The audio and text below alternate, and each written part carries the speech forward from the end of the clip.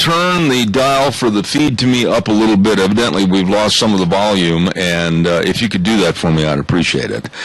How are you this morning? I'm doing well. Are you really? No, not really, but yeah, somebody was messing with the board. I don't know if we had a power outage last night, but that was the issue. It's not the Gettner. So, Jerry, if you're listening, don't come in. I don't need you. Yeah, just if you could turn the feed up to me just a little bit. Thank you. Yeah. Gina, as always, does such a wonderful job. I didn't get a chance to tell you my words of wisdom this morning. Do you want to hear it real quick? Yeah, I do. I really do want to hear your words of wisdom. We need something that's wisdom-like, don't we? Wisdom. Let me see if I can find something wisdom. Well, here's something for you to meditate and ponder on. Okay. The reason politicians try so hard to get reelected is that they would hate to have to make a living under the laws that they've passed. True? Maybe. Anyway, we have Rotten on for the pledge, don't we? Yes, we do, and we have Michael Rogers on for the weather. Okay, we're running late. And Rotten, good morning, sir. The Pledge of Allegiance, please. I pledge allegiance to the flag of the United States of America and to the republic for which it stands, one nation, under God, indivisible, with liberty and justice for all. Thank you, sir. God bless you for being on the program, as always, you and your lovely wife. Have a wonderful day, please. We will. You too. All right, sir. Thank you. Don't forget, of course, Rock Creek Growers on the corner of Maxine Lane and Irene Streets in Kimberly. And they right now are having a great big sale on trees and shrubs and plant materials, everything. Stop in and see them. 35% off on a lot of items. And these are nice people. Randy and Karen Anderson serving you as they have been in business since 1988 on the corner of Maxine Lane and Irene Streets in Kimberly. Wonderful place to visit. Rock Creek Growers. Here now is Michael, RogersWeather.com. Morning, everybody. This is what the sky looks like when a cold front passes. One of the indications you can find out about that is the temperature. Right now it's 49 degrees. Rather cool. You're going to see a high today of 62. Rather cool. Overnight low should be right around in the 40s. Rather cool. And then for tomorrow on Friday, you will warm back up. By the time you hit Friday, you'll hit the low 80s. To be curious and keeping score at home, it's snowing in Fairbanks, Alaska right now. They'll get an inch on the ground when it's over said and done at 32 degrees, the current temperature. That's your weather for today. Enjoy it. It's the only weather you got. Thank you, Michael. I appreciate it. And by the way, Michael is such a dear friend. He gave us some weather updates last night on the storm that came over the hills and boom, right through the Magic Valley. Rock Creek Growers on the corner of Maxine Lane and Irene Streets in Kimberly. You stop in for all the trees, shrubs, plants, everything at Rock Creek Growers. All right, calls are welcome and appreciated. 436-2244, 1-866-927-4587. Couple of things that I want to get off my chest here this morning. First and foremost, we have been putting together our list of prizes that we're going to be giving away starting in October for the Cow Pies and Coffee Cups. That is my blog. That's my weekly newsletter to you. And if you haven't signed up, all of the prizes that we're going to give away one per week through the month of October. And if you haven't signed up, go to ZebBell.com and click on your name and address to Cow Pies and Coffee Cups, and you might be a lucky winner of one of our prizes. We're going to have 4 prizes, one per week, and we have some excellent prizes. Nothing cheesy. It's all good, I'll guarantee you. Another thing I want to remind you of is that coming up this weekend, the 21st, Saturday the 21st, of course, don't forget, at the Rupert Square, the Rupert POW MIA hosting their 6th annual Recognition Day ceremonies, and they've even got John McEwen of the Nitty Gritty Dirt Band that's going to sing for us. It's going to be an outstanding program. Please be there. Please. I'm really encouraging you to take the time and the effort and be there. Some folks that I'm very high on because they were one of the very first sponsors of this program, and that's Ramsey Heating and Electric at 2600 Overland Avenue in Burley. Opened the doors at 7:30. I don't know if they went outside this morning to have a group hug. Maybe they did to keep warm. It's chilly out there this morning. And they can meet all your needs. All you have to do is call ahead at 678-0459, and they'll have your order waiting on the counter. They know you're in a hurry, and it's Hats Off to Farmers Month. They salute agriculture, free popcorn and pop at Ramsey Heating and Electric, where they provide warm winters and cool summers. Ramsey Heating and Electric. All right, Lady Doctor in Washington, D.C. said yesterday, and I was watching this newscast, and I was watching this press conference when she said it. Her name was Dr. Orlowski, and she really, in a very few words, summed up the nature and the scenery, if you will, using that word, of America. After the carnage of the shooting at the Navy base the other day, after all the other messes we've had with these nutsos, she said there is something evil in our society. And I thought about that last night, and I thought, she's absolutely right. There is something evil in our society, and it's growing like a cancer. And I'm going to be very blunt. If you're offended by this, I guess you have the options of turning the program off or agreeing with me. I think it's because we've got so far removed from God and His commandments.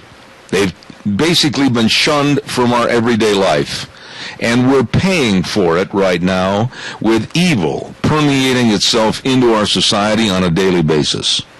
And I think it's going to get worse until finally this society wakes up and realizes that, like my slogan at the end of the program, the way things were are the way things ought to be.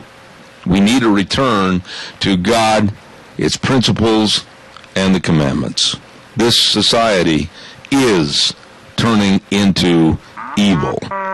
Caller, I'll be right there. Don't go away. I want to remind everybody about Valley White Home and Ranch. I just think the world of these people over there. They're so nice, they're so friendly, and they're so dedicated to making sure that everything you need is right there at the store at 910 South Oneida in Rupert. And they've got all the clothing for your family. And after I stepped outside this morning to move my truck and trailer, I tell you, you better stop in there and check out the Carhartt clothing. Keep you warm, snugly warm all winter long. Wow, I love my Carhartts.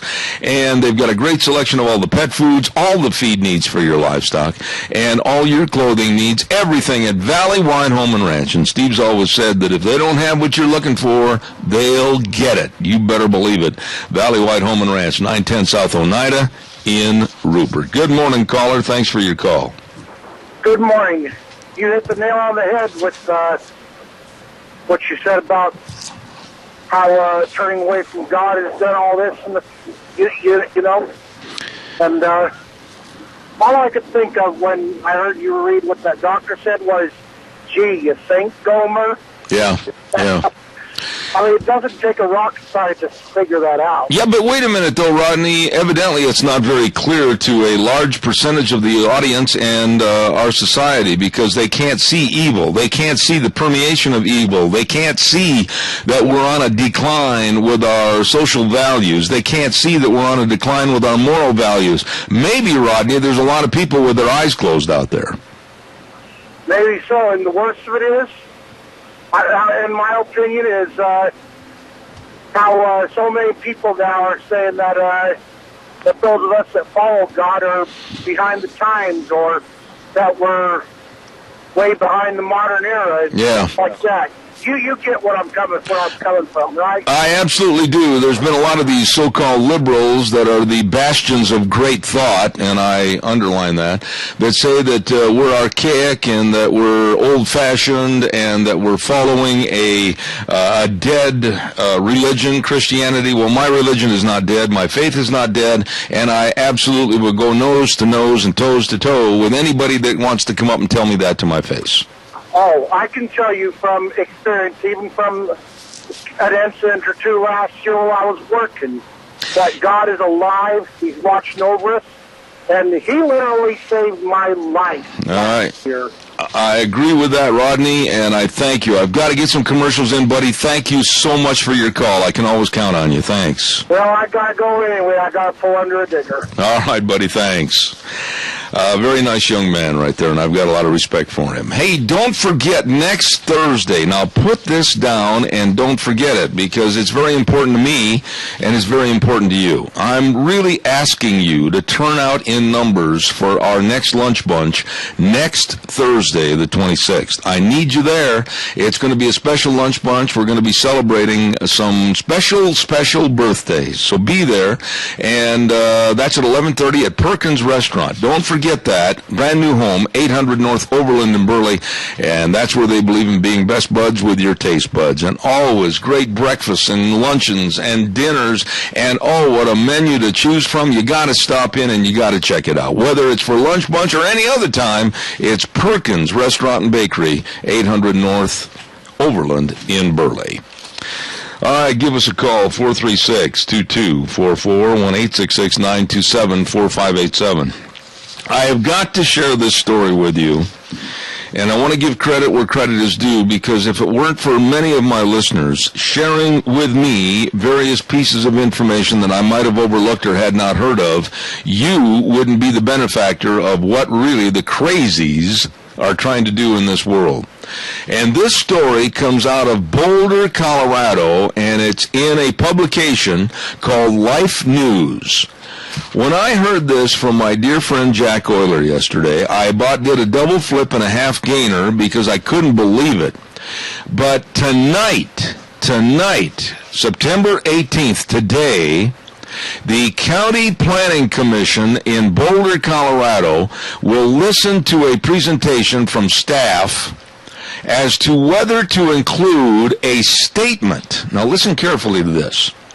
Whether to include a statement in the comprehensive plan declaring that Boulder County acknowledges the rights of all naturally occurring ecosystems and their native species of populations to exist and to flourish. What does that mean? Well, I'll tell you what it means. It means that a flower, it means that a bee, it means that a fly, it means that a mosquito, and it means that a tree, it means everything like that has a right to life equal to yours and mine. Oh boy. Think about the ramifications and the repercussions of what could happen here. These environmental protection people are nuts. I've got a picture in my hand, and one of these girls that has probably the IQ of a piece of spaghetti is holding up a sign that says, "Pretend I'm a tree, save me." Can you absolutely imagine? Right now, before the program started, Gina, turn your microphone on. Both of us were talking about flies and how they're on their last hurrah at this juncture of September, and with the cooler temperatures, they're trying to cling to anything that's warm or blood-bearing. And can you imagine now, with this law that they're trying to pass, it's called a nature rights law in Colorado, that you would not be able to kill a fly or a mosquito.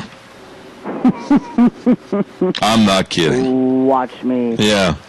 But you know something? This insanity is not just in Colorado. You know that it's permeating itself all across the country. Let me give you an example of this. Did you know that the head of state in Angola is setting up a work team to study and draft proposals for the same type of program over in Angola, and they're calling it the Ecocide Convention, and they're trying to pass it through that everything is sacrosanct. With human beings, you can't touch anything.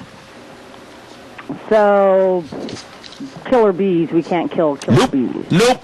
Mosquitoes, if I find you spraying a mosquito with off, I'm going to nail you and take you to court. So mosquitoes with West Nile virus are exempt. Yeah, and a dandelion.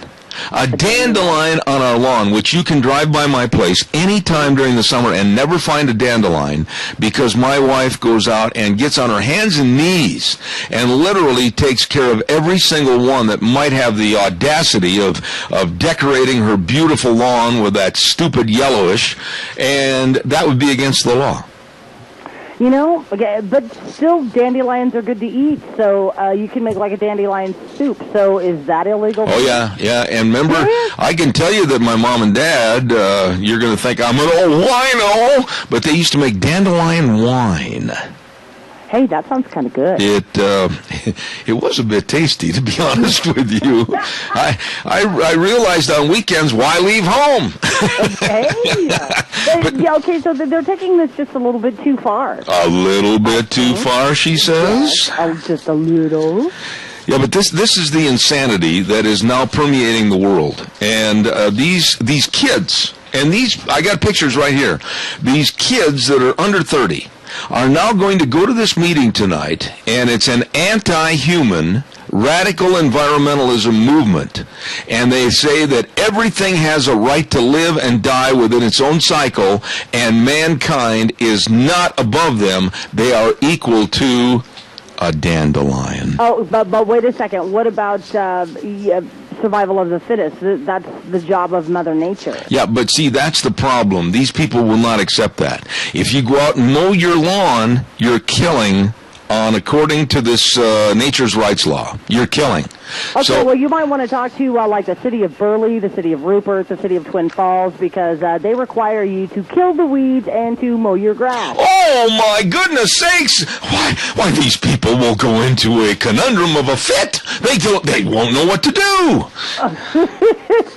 Okay, so I can't mow my lawn. No. I can't make sure that my apples and my peaches are bug-free. Now, don't you swat that fly either. Well, yeah, you know what? I'm so tempted to, though. I am so tempted to, because those little buggers are an annoyance. And what is the purpose of a fly, truly? Here, listen to this. Listen to this. Tell me what sound this is, okay? You ready? Okay, sure. That is Zeb Bell killing a fly. I am massacring anything with wings that torments me, and I'll be damned if I'm going to listen to something so stupid as a nature rights law that puts a dandelion and a fly on the same plane as me and my family. And now, tell me again, this group that is spearheading this? Yeah, this is a group, and it's, I'm trying to find the exact name here. It's called the Nature's Rights Law. You can look it up on lifenews.com. That's the publication it was in. It was written by Wesley J. Smith. And tonight is the meeting at the Boulder County Courthouse, and they're going to be talking about this thing as far as trying to pass it. TheRightsOfNature.org? Yes. Okay, this sounds like something that would come off of a college campus. Oh, yeah. And it is probably run by some hippies, not to say that, I don't come from a granola background myself. But there's a point in time for everything, seriously. Oh, I'm telling you. Now, think about this. We can laugh at it, and people out in the audience can scoff at it, but now how many times in the last 10 years have we laughed and scoffed at things, and then only to have them come to fruition? Yeah, exactly. And then this is kind of one that we're laughing and scoffing at, but it could probably come to fruition. And this is insane. This is asinine. When I had the call from Jack yesterday, and he said, "Did you hear about this nutso thing?" And he said, "Look it up." And then I found out that tonight is the night that the Planning Commission is going to study this and vote on it. I thought, you got to be kidding me. Okay, I just found a couple articles. What I'll do is I'll post them up on your Facebook page, and you've got 2 phone calls. All right, we'll take one of those calls real quick. Go ahead, caller. You're on the air. Is that me? Yes, go ahead. Okay, well, we better train our horses and cows. Don't switch them tails. Killing them flies, that's a no-no. You know, Al, the extenuating circumstances of something so filled with lunacy, it just absolutely blows my mind. Well, let's go back to when the EPA stopped their spraying of our forests and all that stuff. That's what our forests now are all totally gone to hell because the EPA and our stupid people back in Washington won't defund them or anything else. They just keep letting them go on, ranting and raving, getting paid to tear the hell out of the United States. Just go ahead and do it, and to hell with the EPA. I'm at a loss as to, yes, I said just a moment ago, we can snicker and we can laugh and we can go tee-hee, all those nuts and everything, we can call them all names. But the problem is, Al, as you well know, it's these crazies that are going to get certain things passed because of a liberal left movement in government. And can you imagine, we can laugh about it, but if it goes into effect, we basically would be on the same plane as a mosquito or a fly or a dandelion, and human life would be absolutely at its worst peak in history. It's just like over in Africa. They say, well, where are these there screens, or your screens for your bed? Yeah. You can't walk around with a screen on you all day long. Why don't they go back to spraying like they used to, and we control all that? And use DDT.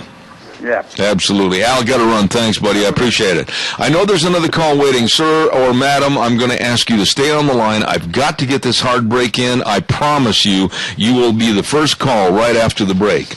Don't forget Travel Loop Supply, 1050 West, 203 South of Hayburn, right there at Jim McCall's farm.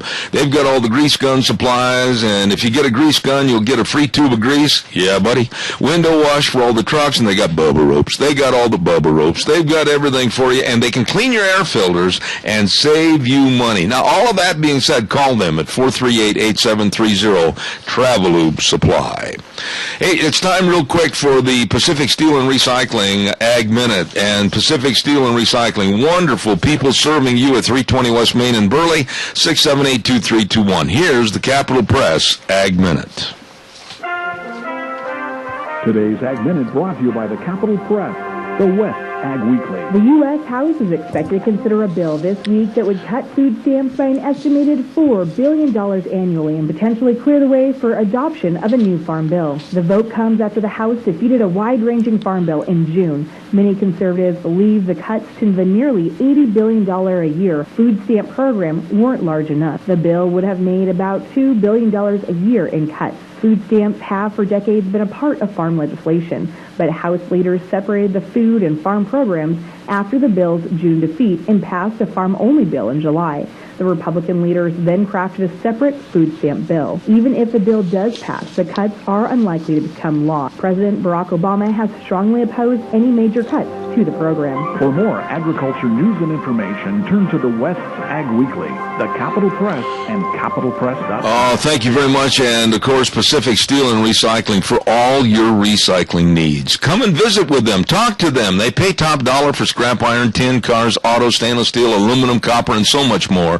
And if you need help hauling in your scrap, just call them. They'll send out some guys and help you. Absolutely super people. 678-2321. Pacific Steel and Recycling, 320 West Main in Burley. Good morning, caller. I am so sorry to hold you on the air. I apologize. Yeah, hi. How are you? Good. Go ahead, please. Good. I wanted to talk to you about that picture that you saw, the girl holding up the sign. Yes. If you look a little closer, you'll see she's a picture of a baby. She's what? So she's saying she's got a picture of a baby on that sign. Well, now, I'm not so sure. Is it a fetus? And what she's saying is, pretend I'm a tree, the fetus, the baby. Yeah, yeah. And save me. Well, that's what she's saying on the sign. Well, wait a minute. So what's your analogy here? What are you trying to say? Pro-life. She's what? Pro-life, she's for the baby. Oh, no. That's what she's saying. No, not at all. No, not at all. She's being facetious. No, she is not being facetious. She's got a rosary in her hand. Ma'am, I can tell you that this is not a facetious group. I know this for a fact because we've done some study on this. These people with this equal rights, if you will, a law that's going to be proposed tonight want a I understand, but the picture is from a pro-life group, an abortion group, against abortion. Well, I'm not going to assume that because I'm not going to say that for sure. I can't make it out on mine, and I'm not exactly sure that that's what it is saying because I'm going to check it out further. But I see the decal you're talking about, the logo, but I'm not going to agree until I say that. But I am going to say this. As far as these groups are concerned, trying to make an equalization of human life to a dandelion, you've got to be kidding me. I agree with you. I definitely agree with you there. But this picture, like I said, look closer, you'll see it's a picture of a baby. We'll do some research on that because on mine it's hard to make out what it is. To be honest with you, as faint as it is on the picture I have, it almost looks like a little, and pardon this if it offends you, I don't mean to, it looks like a little Tweety bird. That's what it looks like from a distance. It's so faint on here. That's the umbilical cord coming out. I know, but from a distance, and mine's not that clear. I'm going to do some research on that before I go any further. But the actual story is about a group that wants to put you and I on the same level as a flower or a bug. Yeah, and you're right. They're totally insane. All right. Thank you for your call. I appreciate it. Thank you. Okay. A nice lady right there. Caller, I'll be right with you. Don't go away. Don't forget Rain for Rent at 134 South, 600 West of Highway 27 in Paul. Deanne, check that out on the computer real quick, would you please? And don't forget Reiki Pivot Sales and Service. They are really into irrigation. They're into what your needs are, whether it's industrial service needs. They've got some great people there like Frank Jensen and Skip Hilton and Brooks West. They know irrigation. They know water. Let me tell you.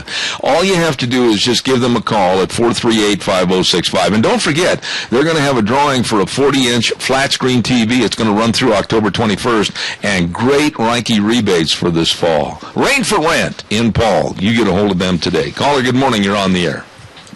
Good morning, Zeb. And it's just another reason, if you realize the official religion, of course, of the United Nations is Gaia, G-A-I-A, worship of Mother Earth.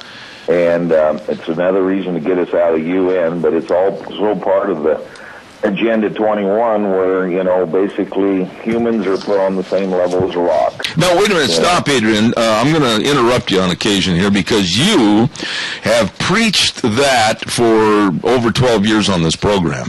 You said that there were going to be these groups. You said that there was going to be this reasoning, if you will, to where these radicals wanted to try to put human beings on the same level as a dandelion, and it's absolutely coming to fruition, and I want to give you kudos for being way out ahead of the pack on what you were telling us 12 years ago.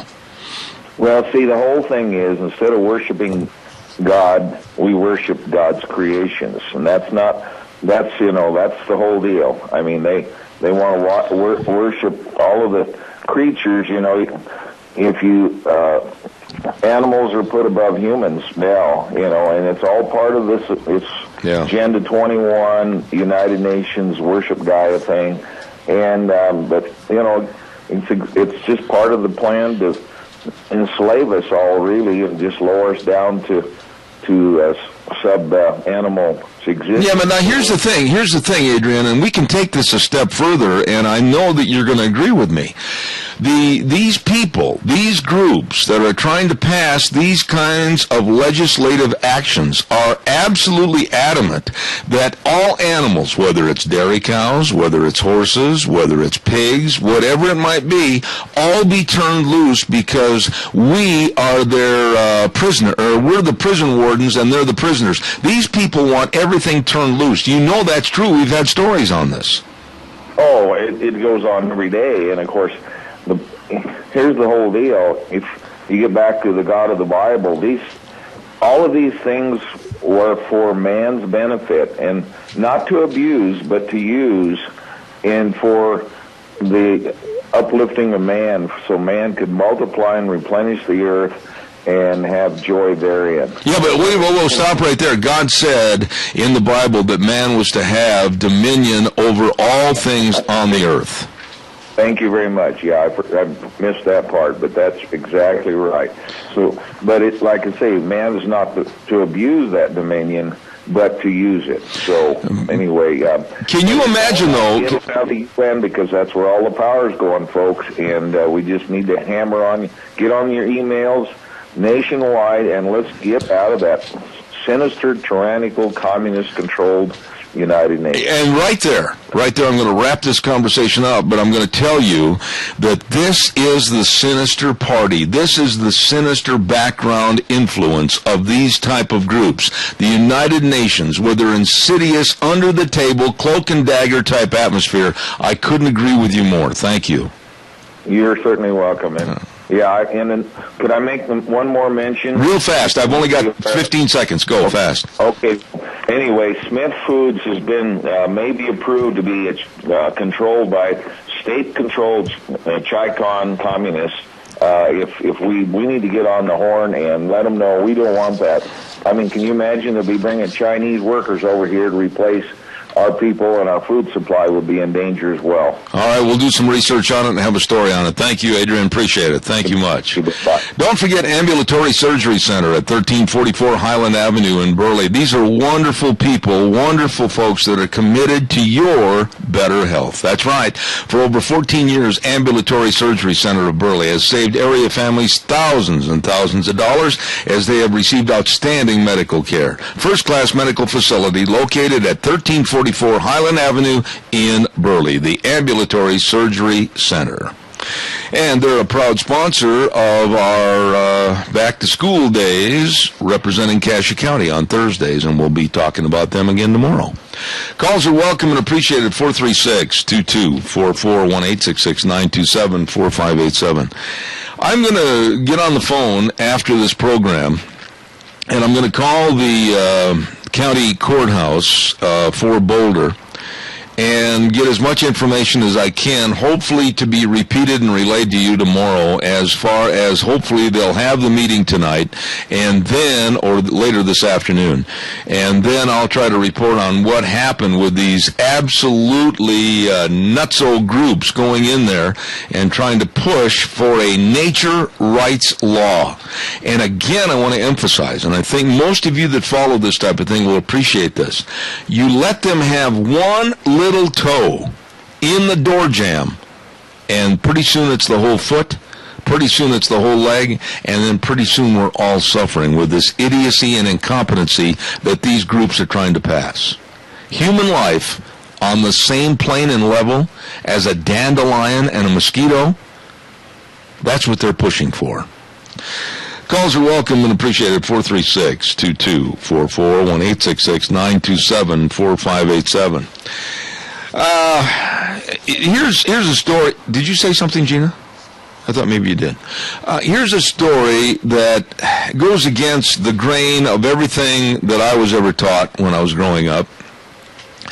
My mom and dad and all the people that were around me in my church and all the people that were around me in my school systems, especially my most beloved teacher of my whole life, Mrs. Kiltz, always said, no matter what, tell the truth. Tell the truth about every circumstance, and you'll be the better for it, and so will be your life. Well, a 16-year-old boy went hunting a weekend ago, and he got up and went hunting, and they had a school in service day. I guess all the teachers were gone on a Thursday. I don't know the whole crux of how this all came to being, but I have the general basics of the story. And he got up and went to school the next day and stayed at school for the football game that afternoon. Well, later in the afternoon, the 16-year-old boy reached into his pocket. He was going to buy some snacks, and he had a jackknife in his pocket.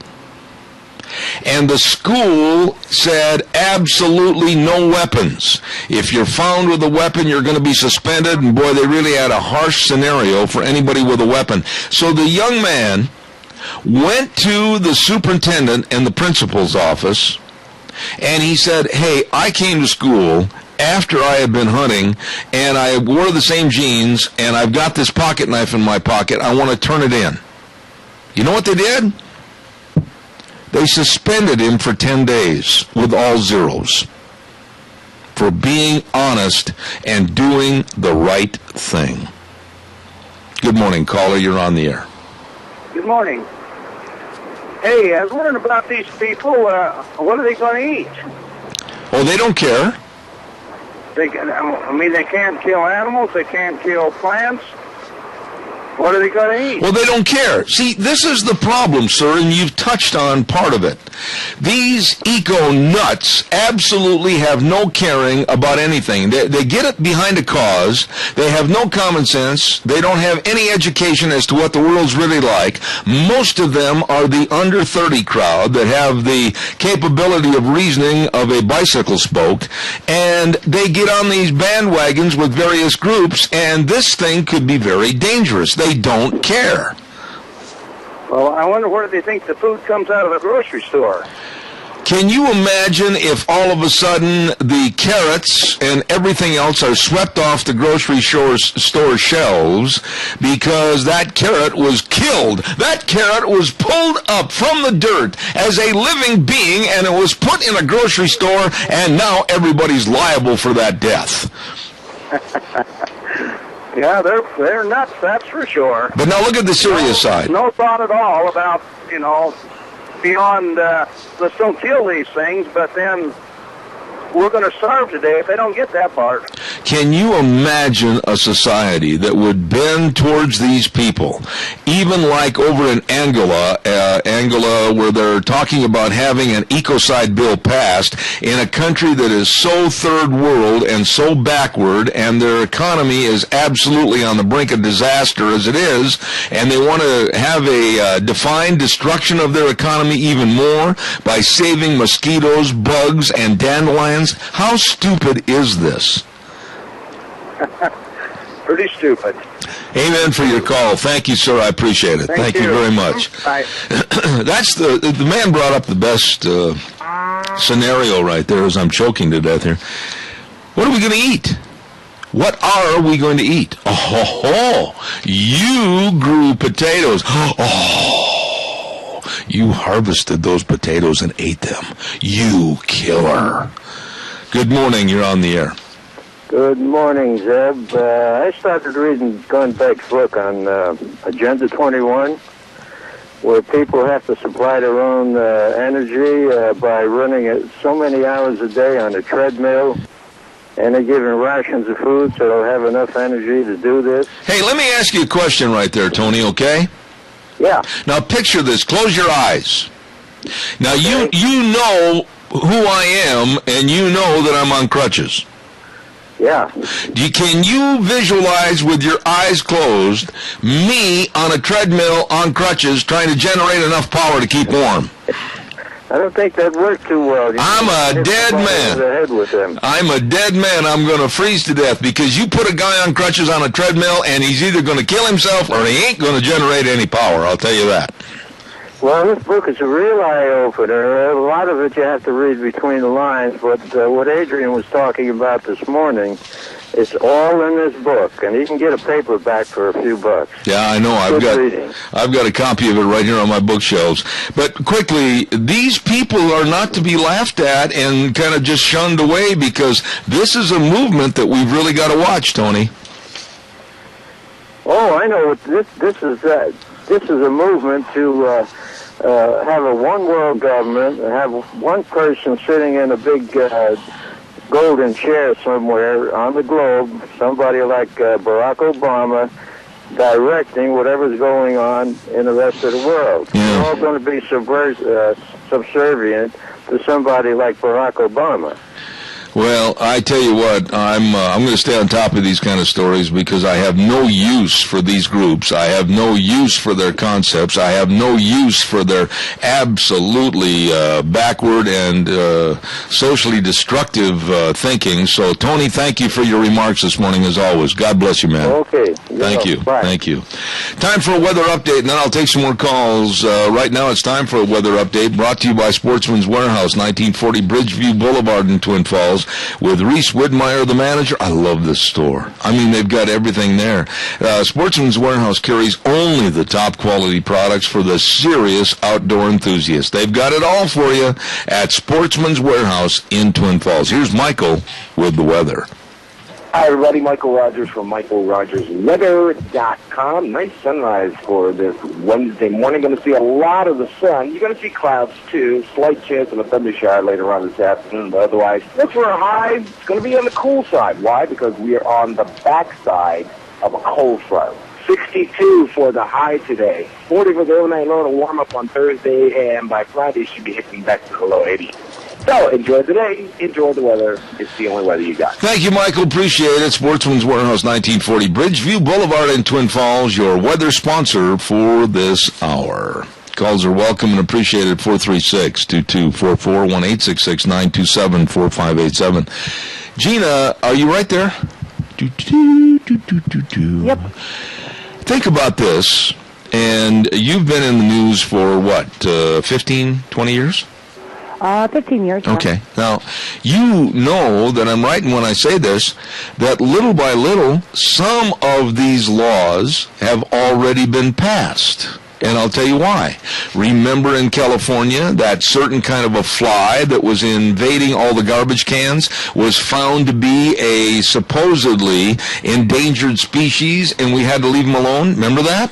I do. Okay, remember the snails that were found and we had to leave them alone and they had to stop the work on a road, a major thoroughfare? These laws are already coming to fruition, so what are we laughing about saying it'll never happen? It's already happening. It is already happening, and it's rather scary how quickly it is happening. Can you imagine all of a sudden you wake up tomorrow morning and you can't drive to work because you might run over an ant, you might run over a stink bug, you might run over any kind of a small little creature, you can't go to the radio station, you can't work, you can't leave your house because you might step on something, you might kill something. We laugh at this, but this is what these people are pushing for.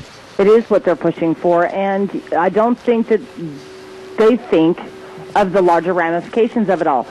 Tony had a great question, and then the caller before that. What are we going to eat? Yeah. Seriously, what are we going to eat? Nothing but squeezed out of a tube. Chemicals. No. Gosh, no. That's why I grow my own garden. So I grow my own garden, but yet I'm killing the tomatoes. Hang on a second. Oh, you just stuck a knife in my heart. Do you mean to tell me that you're growing plants and you're going out and you're ripping them from the stem, the lifeblood of their existence, and you're carrying them into your house, washing them off, and then taking a giant knife and slicing the life out of those tomatoes? Yeah, I committed Tomato-cide. You're a tomato-cider. But see, also on the flip side, what they don't get is we take those seeds and we give life. We're good people. We are good people. And I'm going to kill every fly. Okay. Every mosquito. Hey, you know what? Guess what I have? What's that? Yes, let's hit her. Hold it a second. Wait a minute, we got to do this. You got yours? You got yours? I got mine. Okay, you ready? Let's kill some flies. Okay. There we go. We got 7 of them. Okay, we've got Jerry Voss on the phone. Okay, we got Jerry on the phone. Good morning, Mr. Voss. You aren't going to have to worry about what you're going to eat. You can't go to work. We ain't going to be able to hear you and Gina on the radio. You go to the store, you could still have the cans, but anything in paper or, a product like that, you couldn't have because you're hurting a tree. Oh, yeah, but see, right there, you're the same equivalency as a bug or a dandelion, so you're just going to have to fend for yourself. Because I'm not worth living to them. Yeah, that's exactly right. Humans are not acceptable. We are horrible people. We destroy everything. Yeah. But we also create more crops. We create more good by far than what we do, and everything dies. When that dandelion... There's no person on this earth that isn't born with a death sentence other than the ones the judge put in jail. Yeah, I'll tell you something, though, Jerry. When a dandelion starts paying taxes, I'll start listening to their rights. Well, I will, too. I never thought of that aspect. Okay. Everything is not taxed but us. Yeah. And I guess their taxes at the end of their life, they're used for something useful. When I see a mosquito, Jerry, when I see a mosquito writing a check out to the IRS to pay his taxes, then I'll pay attention to these people. Well, I think it's time that, people woke up and placed things the way they ought to be. The Lord created us to take care of these things, not to destroy them. He didn't want me. You've got to get rid of to make other things live. I agree, but he did not tell me in the Bible or anywhere else that I had to take care of a fly, a mosquito, or a dandelion. It's not in the 10 Commandments, Jerry. I know that. Okay. And they're a nuisance. It's Noah's fault he brought them over. And so are these people. Got to run, Jerry. God bless you, man. Have a good day. Have a great day. Thank you. May the Lord bless. Thank you. I'm telling you, we can make light of this. I want to go back to that point again, but when you've got people that have been given time on the docket at a county planning commission, and they're going to listen to these kooks, whoo. Good morning, caller. You're on the air. I'm going out, and I'm going to dig or kill, according to your calculations, batch of potatoes and carrots. Oh, wait a minute, sir. Hold on. I hope that you've written an obituary for the paper before you do this. It's all written in the mail. Okay. God bless you, man. Thanks so much. Have a good day. Thank you. Caller, good morning. You're on the air. How are you? Well, I'm upset about the idiocy and incompetency of some of these younger people in our society that don't know Khmer from Sikkim. Now, how are you? Well, I'm upset. I'm wondering where in the hell these people are coming from. Well, you tell me. I can't figure it out. I tell you, Zeb, I don't know what this world's coming to. They ought to think of where they're going to get their food. They don't care. That'd shut everything down. Everything. You know what's funny about this, Fred, and I do not have any knowledge that this happened, but seriously, think of this for a minute. All these kooks and crackpots that go to this meeting at the Boulder County Courthouse, after they're all done, they go to Wendy's and have a burger. I mean, that's how dumb these people are. Absolutely. That's it. Yeah. They're stupid. Completely stupid. But on the other hand, though, my friend, when you think about countries having an ecocide convention that's basically sponsored under the table by the United Nations, it's something to be worried about, Fred. Oh, you're darn right it is. Yeah. Boy, Adrian's right on the spot. And he has been. I agree with you. God bless you, Fred. One intelligent son of a gun. I got to hand it to him. I agree with you. Take care, my friend. I got another call and a commercial. Thank you so much. Thank you, sir. And caller, I'm going to ask your patience. Stay with me just a moment. I'll get my commercial in. I want to say it's our major sponsor, your Magic Valley Les Schwab Tire Centers. The best, all 7 locations. They've got a really big, like Ed Sullivan used to say, a really big shoe. They've got a really big sale going on at all 7 locations right now of your Magic Valley Les Schwab Tire Centers. All the tires are on sale, and they've got many of the custom wheels on sale to dress up your four-wheeled wonder. There you go. Along with the best in brake service and batteries, front-end alignment, shocks and struts, everything at your Magic Valley Les Schwab Tire Centers. See Dave on Blue Lakes and Twin, Mike and Buell, Mike and Jerome, the Twist family and Paul, Lane and Rupert, John on Poline, and Randy on Overland and Burley, your Magic Valley Les Schwab Tire Centers. Good morning, caller. Good morning, Zeb. For some reason, I knew it was going to be you. Go ahead, my friend. I think we need to follow these guys around with cameras and see if they practice what they preach. If they're going to the store, if they're driving cars, if they're wearing clothes, are they practicing what they preach, or are they just sounding off and trying to make it true and stuff? Well, see, that's the problem with these people. They take up a cause, and you know this is true, and they get so dedicated to it, but they're basically 99 and 9/10 hypocrites, and they don't understand. Most of them are younger people under the age of 30 that have never worked. They're still going to school, trying to, of course, be so much more intelligent than the rest of us, and I feel pity for that generation with these kind of people coming on. Well, I agree. I mean, like I said, if they're practicing what they're preaching, they wouldn't be wearing any clothes, they wouldn't be driving any cars, they wouldn't be going to the store, they'd be building lean-tos out of deadfall in the forest, and they wouldn't have any heat in that because they'd have to be burning the wood to get heat. I don't even know if they would allow that. These people have got this agenda now, and if something silly and frivolous like this passes, really think of the consequences. I mean, how would they go about legislating that? I personally, I would fight, and I would kill every mosquito, kill every fly, eat, if I had to, every dandelion. You couldn't possibly legislate this, but on the other hand, they're talking about an ecocide convention in Angola, so who's to say that some of these idiots might not get their way? Well, the thing is, if they're practicing what they preach, are they out in the middle of the forest or something like that? They're not using a building, they're not using electricity, they're not using any of this stuff to even hold their convention. Yeah. It's scary, Kilt, man, it really is. It's so ludicrous, I can't help but laugh at them. Well, it's not funny to a degree that even people in politics are giving them the time to listen to this foolishness. This scares me a little bit. Well, you know, they're like everybody else. They need to listen to everybody. Yeah. Okay? Let them give their spill on that. You know, send them out the door, have your laugh, and go on your way. I hope that happens that way. Kiltman, I got to run to the news. Thank you so much. God bless you. Don't forget, everybody, to sign up for Cow Pies and Coffee Cups. We're going to be giving away great prizes in October. You don't want to miss out. If your name is drawn, woo, you're going to celebrate. I'll tell you. Might even give away some food, or maybe a jar of dead mosquitoes or something, or some dandelion wine. That's something. I'll be back in 6.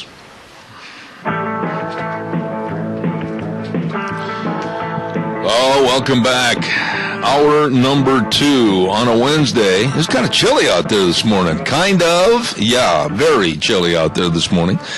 And Zeb at the Ranch, I'm Zeb Bell, brought to you by our major sponsor, your Magic Valley Les Schwab Tire Centers, all 7 locations serving you. Really nice people. And, of course, don't forget, too, some of our great advertisers, including Lee's Furniture, Floors, and more at 459 Overland in Burley, and our friends at Western Waste Services. From the canyons of the Snake River and all across southern Idaho, we're always at your disposal. Western Waste Services, we care about our community, our resources, and this great land. Western Waste Services is lending a hand, always at your disposal. Western Waste Services, so much going on over there serving the entire Magic Valley. Please remember they are always at your disposal. They've got all the porta potties for all your special events. They've got a great garbage pickup service on the route service. Boy, I'm tickled to death with their service. Excellent people. And, of course, they've got all the dumpsters in various sizes. They are working to get rid of your garbage. Please give a hold of them today. And the number 734-6969. Western Waste Services, always at your disposal. We've got a guest on the phone with us in just a moment, but before we introduce him, and he's a weekly great guest from Colorado, we'll have Doug Johnson on in just a moment. Don't forget Hanson Mortuary at 710 6th Street in Rupert with a very, very nice man, Joel Heward, as the owner and manager. And, you know, when a death of a loved one occurs, it can be such a tumultuous time, and everything's thrown into a tailspin. Let them help. They always uphold the highest ethical standards with unquestioned integrity of serving you and your family. Call them today on the pre-planning of funerals. Get that information necessary for all of us. 436-5636. Hanson Mortuary, 710 6th Street in Rupert. Well, we say good morning now. I hope he's not underwater. If I hear some blub, blub, blub, blub, I'll know that he's got a flooding problem where he's at. Doug Johnson, how's the floods in Colorado this morning? Well, they're slowly recovering. Fortunately, we live at a higher elevation, and on top of that, we're on top of a hill, so it's not affecting us. But a lot of people are suffering pretty badly here. You're starting to feel like Noah? Well, sometimes you wonder. You know, I did see an old guy drive by with a truck with a lot of wood in the back. Not sure what he was going to build, but I got a suspicion it might have been a boat. You know, Doug, how, and I'm not trying to be facetious at all when I say this, but really, how did this come upon these residents basically at the drop of a hat to the point where they couldn't get out, they wouldn't get out? What happened really where a lot of these people were trapped? Well, most of it was unexpected. It came through so quickly. And what most people don't realize is in the course of a very short period of time, and this is mostly in northern Colorado, some of it's further south, but the most severely hit areas are up around Boulder and Greeley, areas like that, north of Denver. And they got 20 inches of rain. Now, average annual rainfall in Colorado, that would be 18 months worth of rain. Oh, my. And you've got a similar climate up there, so I'm sure you have the same thing. So the ground can't accept it. It just can't, it gets oversaturated very quickly and creates these huge runoffs. And these walls of water came whipping through. I mentioned to Gina a minute ago on the phone that about 6 weeks ago there was one of these in Colorado Springs, and It hit the burn scar from a major fire last year, which at the time was the largest fire in Colorado history till this year's fire that impacted us. And when it hit that burn scar, it swept over to a highway that flows down out of the mountains into Colorado Springs, and a friend of mine was on that road, got sucked out of his car and killed by it. Oh, my. The devastation from the flooding in this state this year is not just historic, but it's unthinkable. I mean, it just has not happened in the memorable past, I guess you could say. Doug, what about the infrastructure itself as far as the bridges and the roads and everything else? I mean, we're not talking about a quick fix here, are we? No, we're talking probably years. There are communities that are no longer accessible by road. There are certainly homes and such the same way, just been washed out. At one point during the worst part of the storms, Fort Collins, which is a city that has a number of bridges in it going over rivers, every single bridge in the town was shut down. Now, Fort Collins didn't suffer as much damage as some areas, but it's unbelievable. They've had to, in fact, I read that there weren't as many people airlifted to safety in any national disasters we've seen since Hurricane Katrina, when they had to go in and rescue a lot of people off their rooftops. And so pretty bad thing. I heard one guy on a radio show the other day saying that he's in the second floor apartment building in Boulder, and the floods were coming, and they were seeing some of the problems, and they could see it from the apartment, and he sat down. He's older. He said he was going to go to the store and get some supplies. He figured it'd be kind of rainy and messy for a while, and he doesn't have a car, just has a scooter. And he sat down to watch a movie and dozed off. 30 minutes later, he woke up and heard a bunch of commotion, went outside on his balcony, and all his neighbors were on their balconies.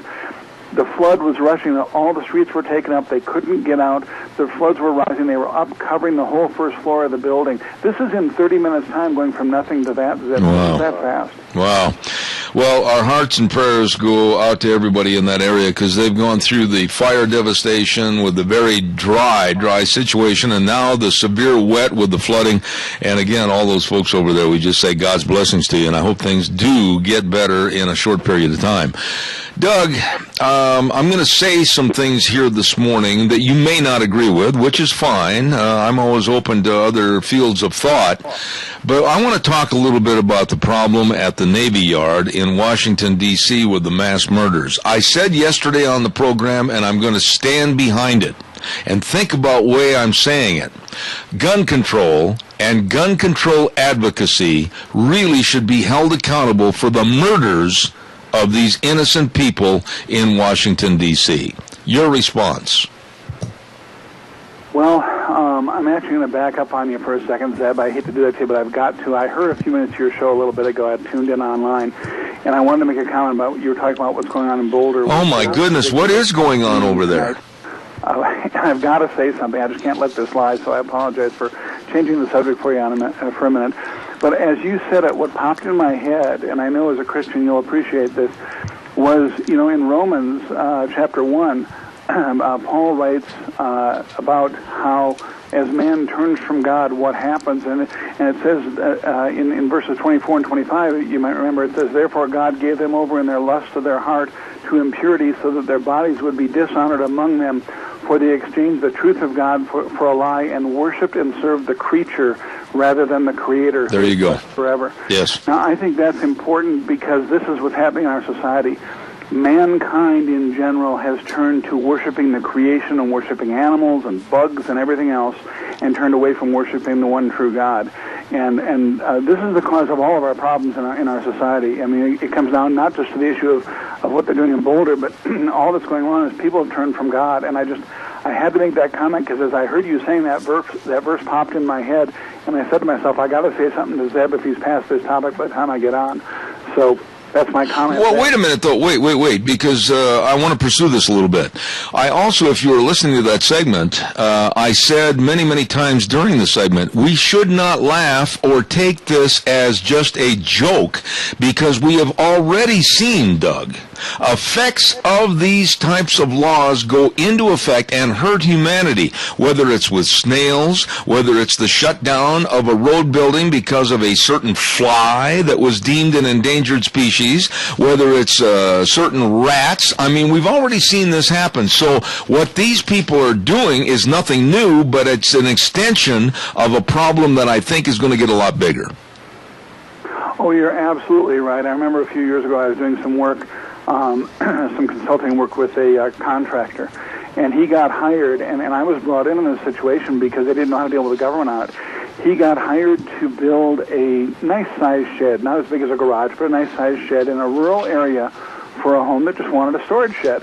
Now, probably a lot of your listeners, like many of us who live outside of city limits, and many people who live inside city limits, have some sheds and barns and, outbuildings. And this thing was not a huge building. Like I say, it wasn't as big as a single-car garage, but it was a decent-sized building. And the federal government stepped in and stopped him to protect a mouse. Yeah.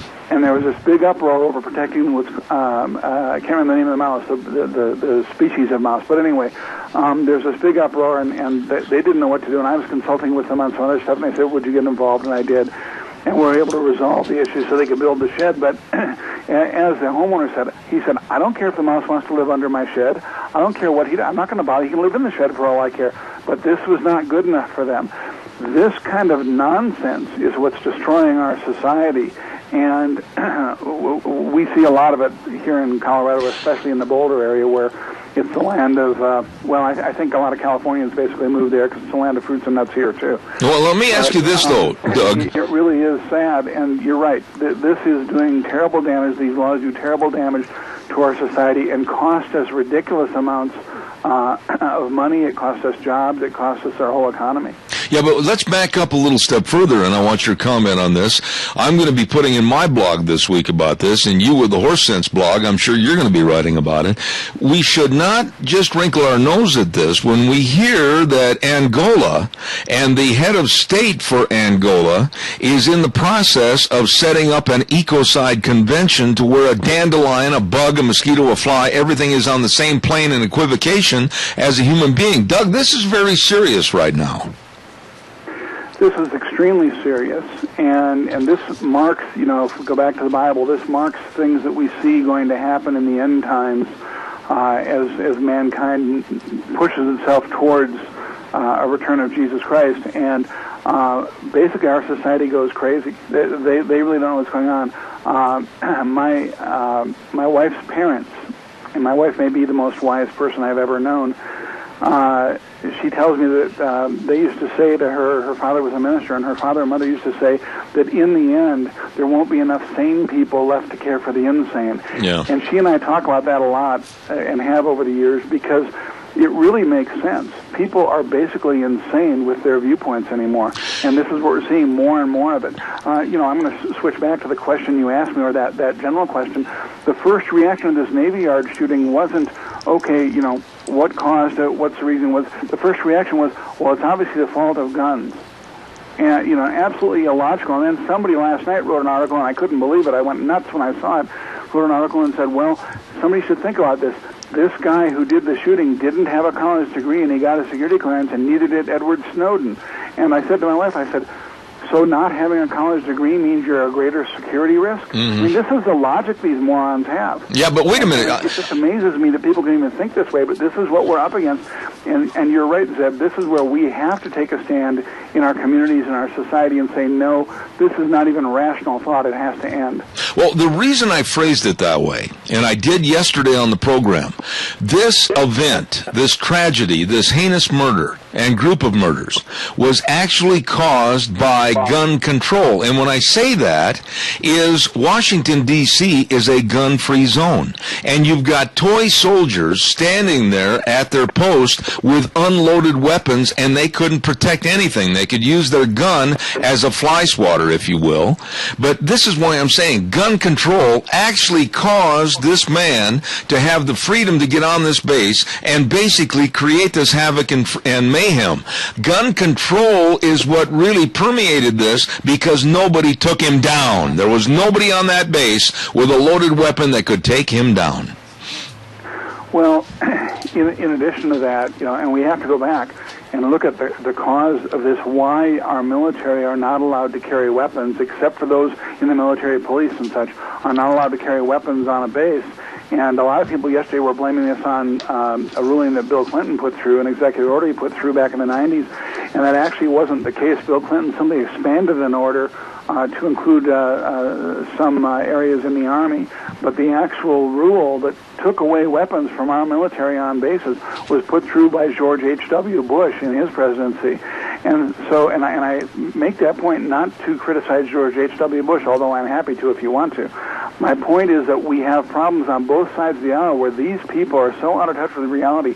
There is no reason in my mind. I have done a lot of work on military bases. I have spent a lot of time with our military. I mean, Colorado Springs alone has, a number of military installations, and I have consulted there on a number of things and met just wonderful people. And they cannot, unless they're on, specific duty like military police and such, they cannot carry weapons, and this is insanity. These are our military. We train them to go out. I mean, what they do is they kill people and break stuff. That's what the military does. That's what they're trained to do. They should be able to be trusted with carrying a weapon, and yet we don't allow them to, and this is absolute insanity. But we've set a precedence now of not protecting ourselves. The door is open, the windows are open, and all these kooks and crackpots, all these ne'er-do-wells know that there probably will not be any repercussion or ramification for their actions. I'm really scared about these gun-free zones, and I'm an advocate of concealed weapons permits. I'm an advocate of having people that are very highly trained, like our soldiers, our military, to absolutely be ready at the drop of a hat to take down a perpetrator like this man that went in and killed 12 people. There should have been an early retribution to this person so that all these people aren't suffering. Well, there should have, and obviously we're just dealing on a superficial issue because this guy is coming out now. There's so many other things, so many other warnings that were had, so many other incidents before this where he should have been stopped, that this should never have happened. But you're right, setting those things aside, there should have been a way to stop it. This is why when we saw what happened in Newtown, Connecticut at that elementary school, it was so tragic. I'm an absolute advocate that schools, that teachers be allowed to carry concealed weapons. They be trained in it. The administration be trained in it. What is interesting, and I know you know this, Zeb, but it's worth repeating, is when we see areas where people are known to have weapons, we see lower crime.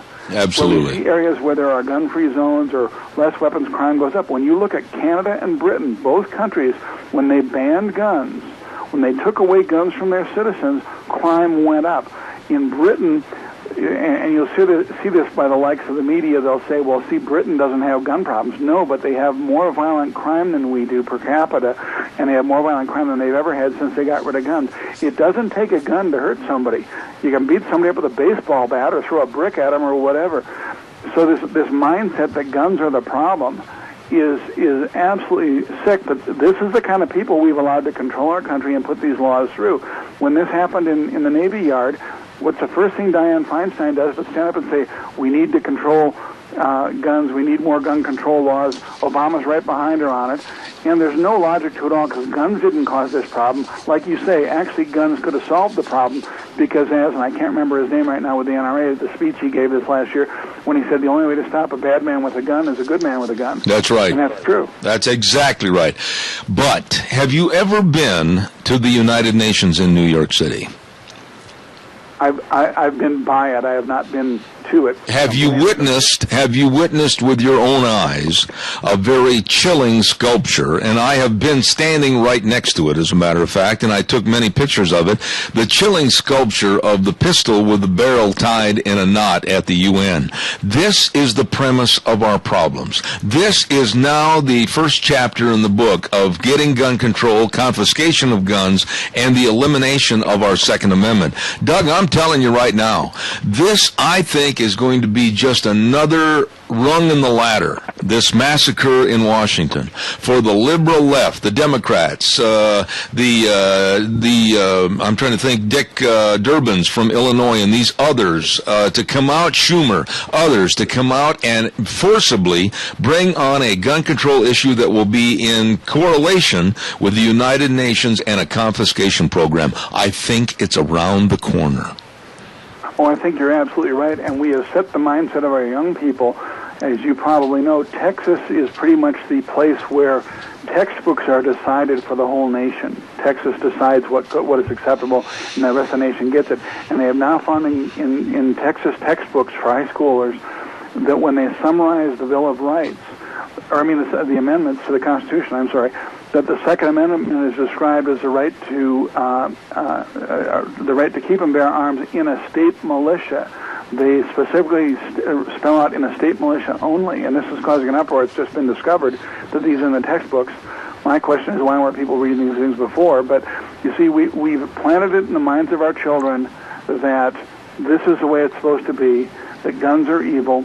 We have planted this mindset that things aren't safe, and yet you don't have to go back too far, basically to when you and I were kids, and it wasn't uncommon, especially in the country, for a kid to come to school and in his pickup truck with a gun rack in the back, and he has a rifle.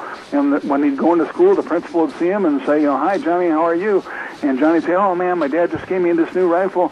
And the principal would say, "Oh, I'd like to see it." He'd say, "I got in the truck," and the principal would go out and they'd look at the gun together. Absolutely. There was nothing wrong with it because the kids were taught to handle the weapons responsibly. Absolutely.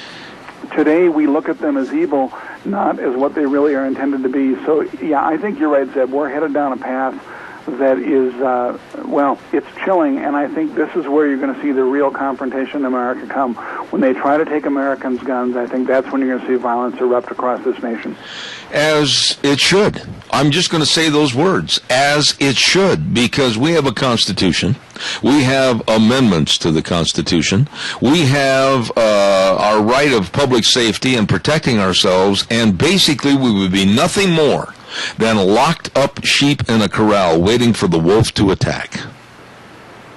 That's a very good analogy. That's an extremely good analogy.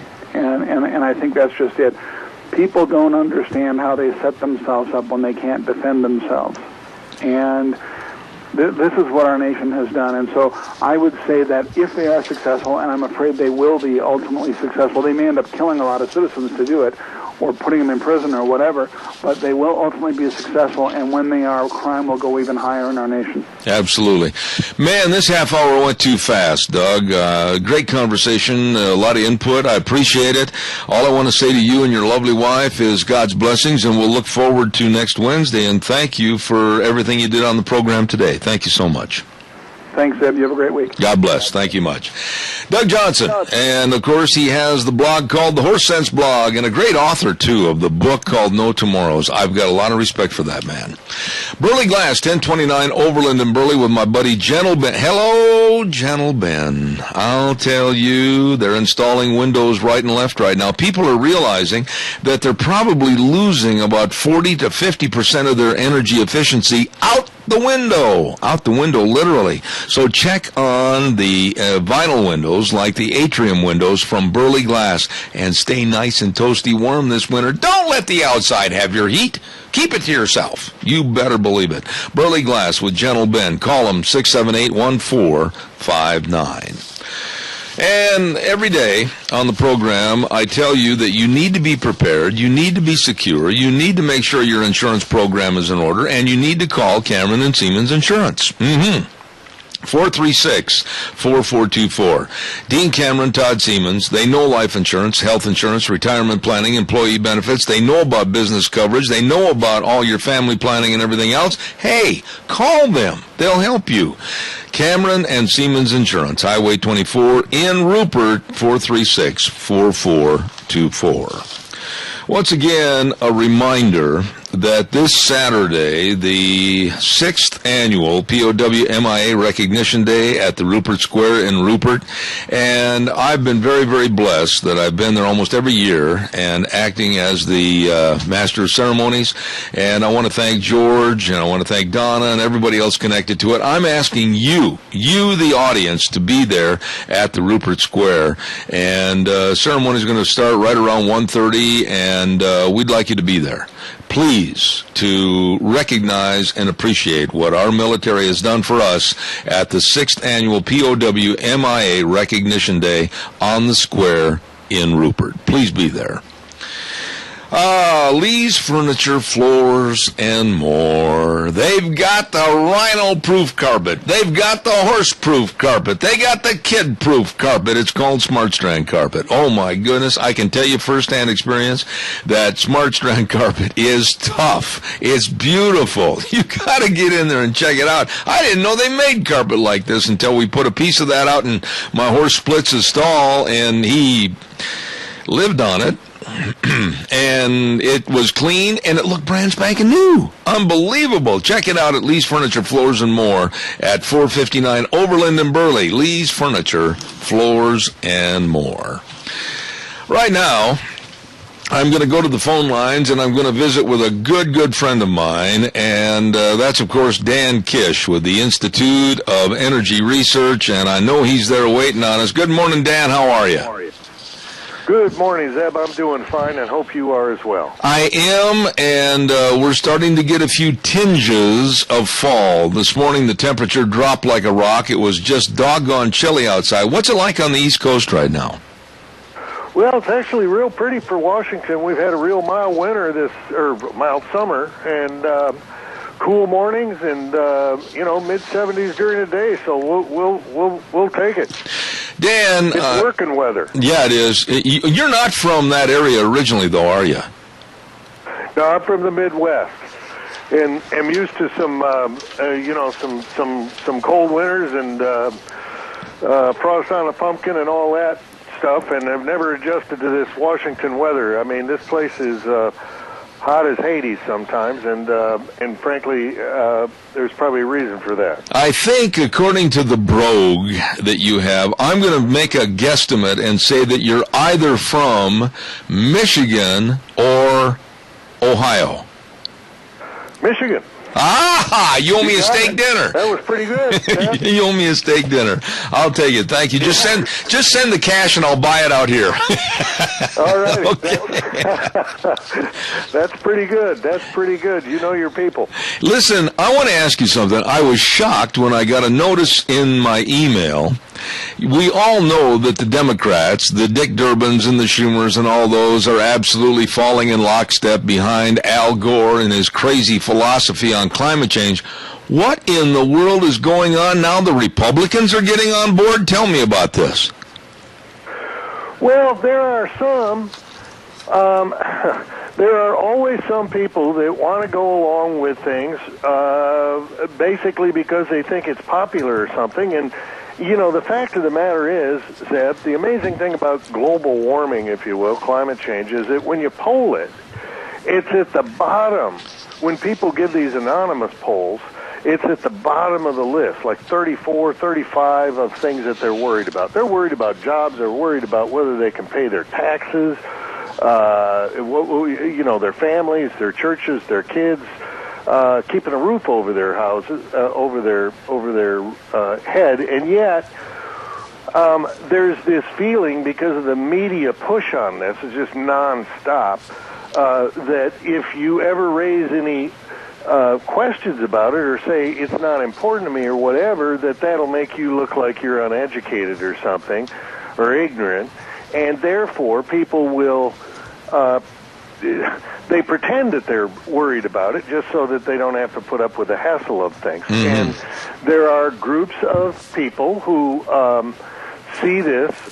Some of them are being hornswaggled, I think, because they have this idea that maybe a carbon tax or something like that will make things, then they can reduce taxes on the other side. Well, I've been around Washington long enough. Some people would say way too long, but to know that there's no way these people are ever going to let loose of a dollar they can collect. And the only reason the politicians want to get their hands on it is this is a great, big, huge source of money. Yeah. If you can if you could pack it on our gas bills and our heating bills and our electric bills and everything else, then they can blame the companies that sell us the products that we want, and they don't have to take any of the hit. They just get to spend the money and buy votes. That's basically what it is. Dan, let me just say this, and I don't mean to take a lot of your airtime, but I just want to phrase this in kind of a statement. I have never believed in global warming. I've never believed in climate change because, as one of my great listeners always has said, God has his hand on the thermostat. He is in control. And as we look at scientists, noted scientists of very high regard have scoffed at climate change and have actually come out and said, you know what, we better be real careful because if there's going to be any change, it's going to be back towards an ice age type atmosphere. Why are the Republicans kowtowing to pressure? Why are they changing their character and personality? Why are they losing their party stance? This sickens me. Well, most of them aren't. Although I will say this, Zeb, most of them are also not wearing it on their sleeve. There's not a whole lot of profiles in courage in Washington, D.C. So they don't want to get pegged as, you've got environmental groups. You've got some billionaire out in California who's paying money to run ads against members of Congress who say that, well, I don't know if this is man-made or God-made or whatever. There may be some warming. Who knows? The verdict is still out. But at the end of the day, I do know this. Making people's lives miserable by driving up the cost of their energy when we don't even know the answer doesn't make any sense.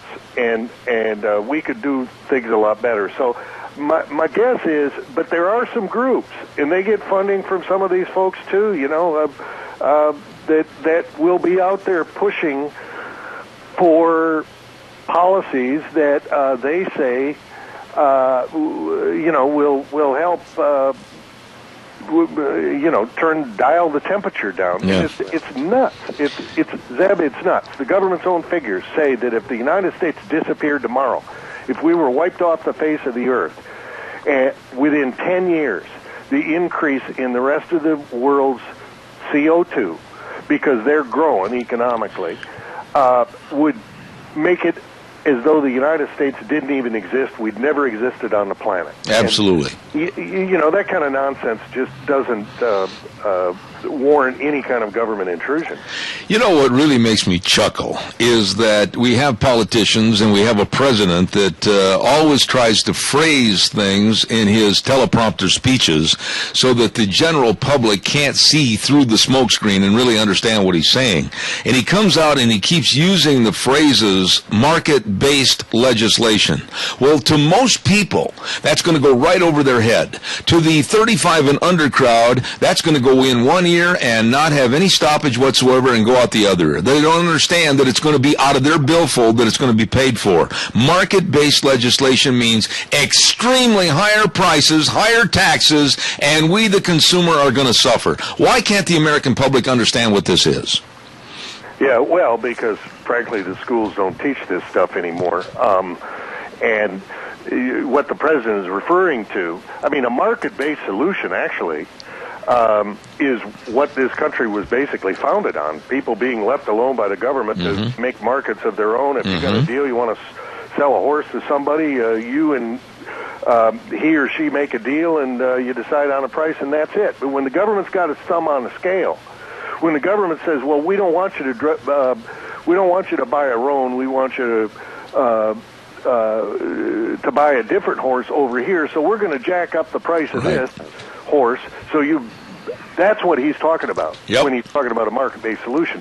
He's talking about the government sticking its thumb, its hand, and kneeling on the scale to try to push you into buying something. And the problem is, when they do that, that means you have a lot less to spend the way you'd like to on your family, or contribute to your church, or buy something different that you'd like, or put a new roof on your house, and that's ultimately what he's talking about. But he plays with words. Carbon dioxide, which is what we exhale, in which all of our animals exhale, in which all of our plants that grow green use as food. Without it, the world would be a desolate ball. He calls carbon pollution. And if you go to Google now, up will pop, or even the Drudge Report, up will pop an ad by some environmental group that's being funded by some billionaire somewhere that says, do you realize we don't have any controls over carbon pollution, which most people think is, gee, that sounds wrong. Yeah. Carbon pollution. Well, basically, carbon dioxide is the whole issue. And it's not pollution, it's carbon dioxide. Absolutely. Is oxygen pollution?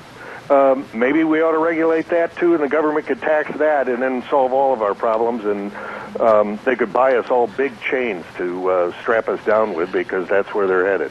Dan, you know what's going on not only in this country but around the globe with energy and the supplies of energy. I'm going to ask you this question, and I've mentioned this to you before, but I think right now as we go into the fall, it's very important that you re-answer it. Where are we right now as a nation on energy supplies and energy pricing? Are we lower than you anticipated on the pricing?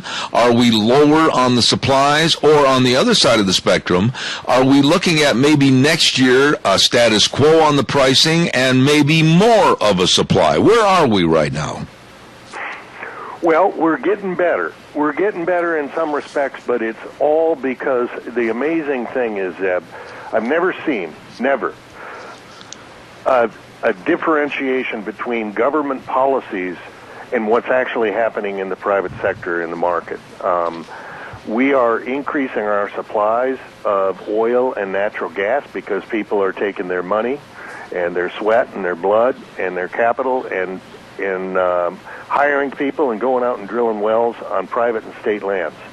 On the other hand, the federal government's reduced the amount of permits by 50%.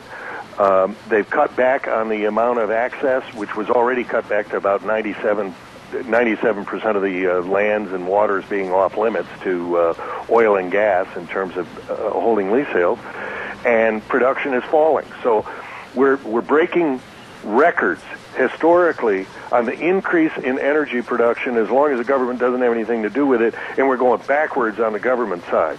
So that ought to be good position. We've also got our friends in Canada who have huge amounts of oil and can bring it in. As far as price goes, we still haven't made enough progress to forestall the capability of things around the world to have an impact on our energy prices if the Middle East blows up or something. But we are getting better and better every year, and if we would take the right steps, if the president would get off the dime and do something about the Keystone Pipeline, and if they'd stop messing around and trying to jack up the price of our electricity, make it skyrocket by shutting down coal plants and the rest, we'd be in pretty good shape. Okay.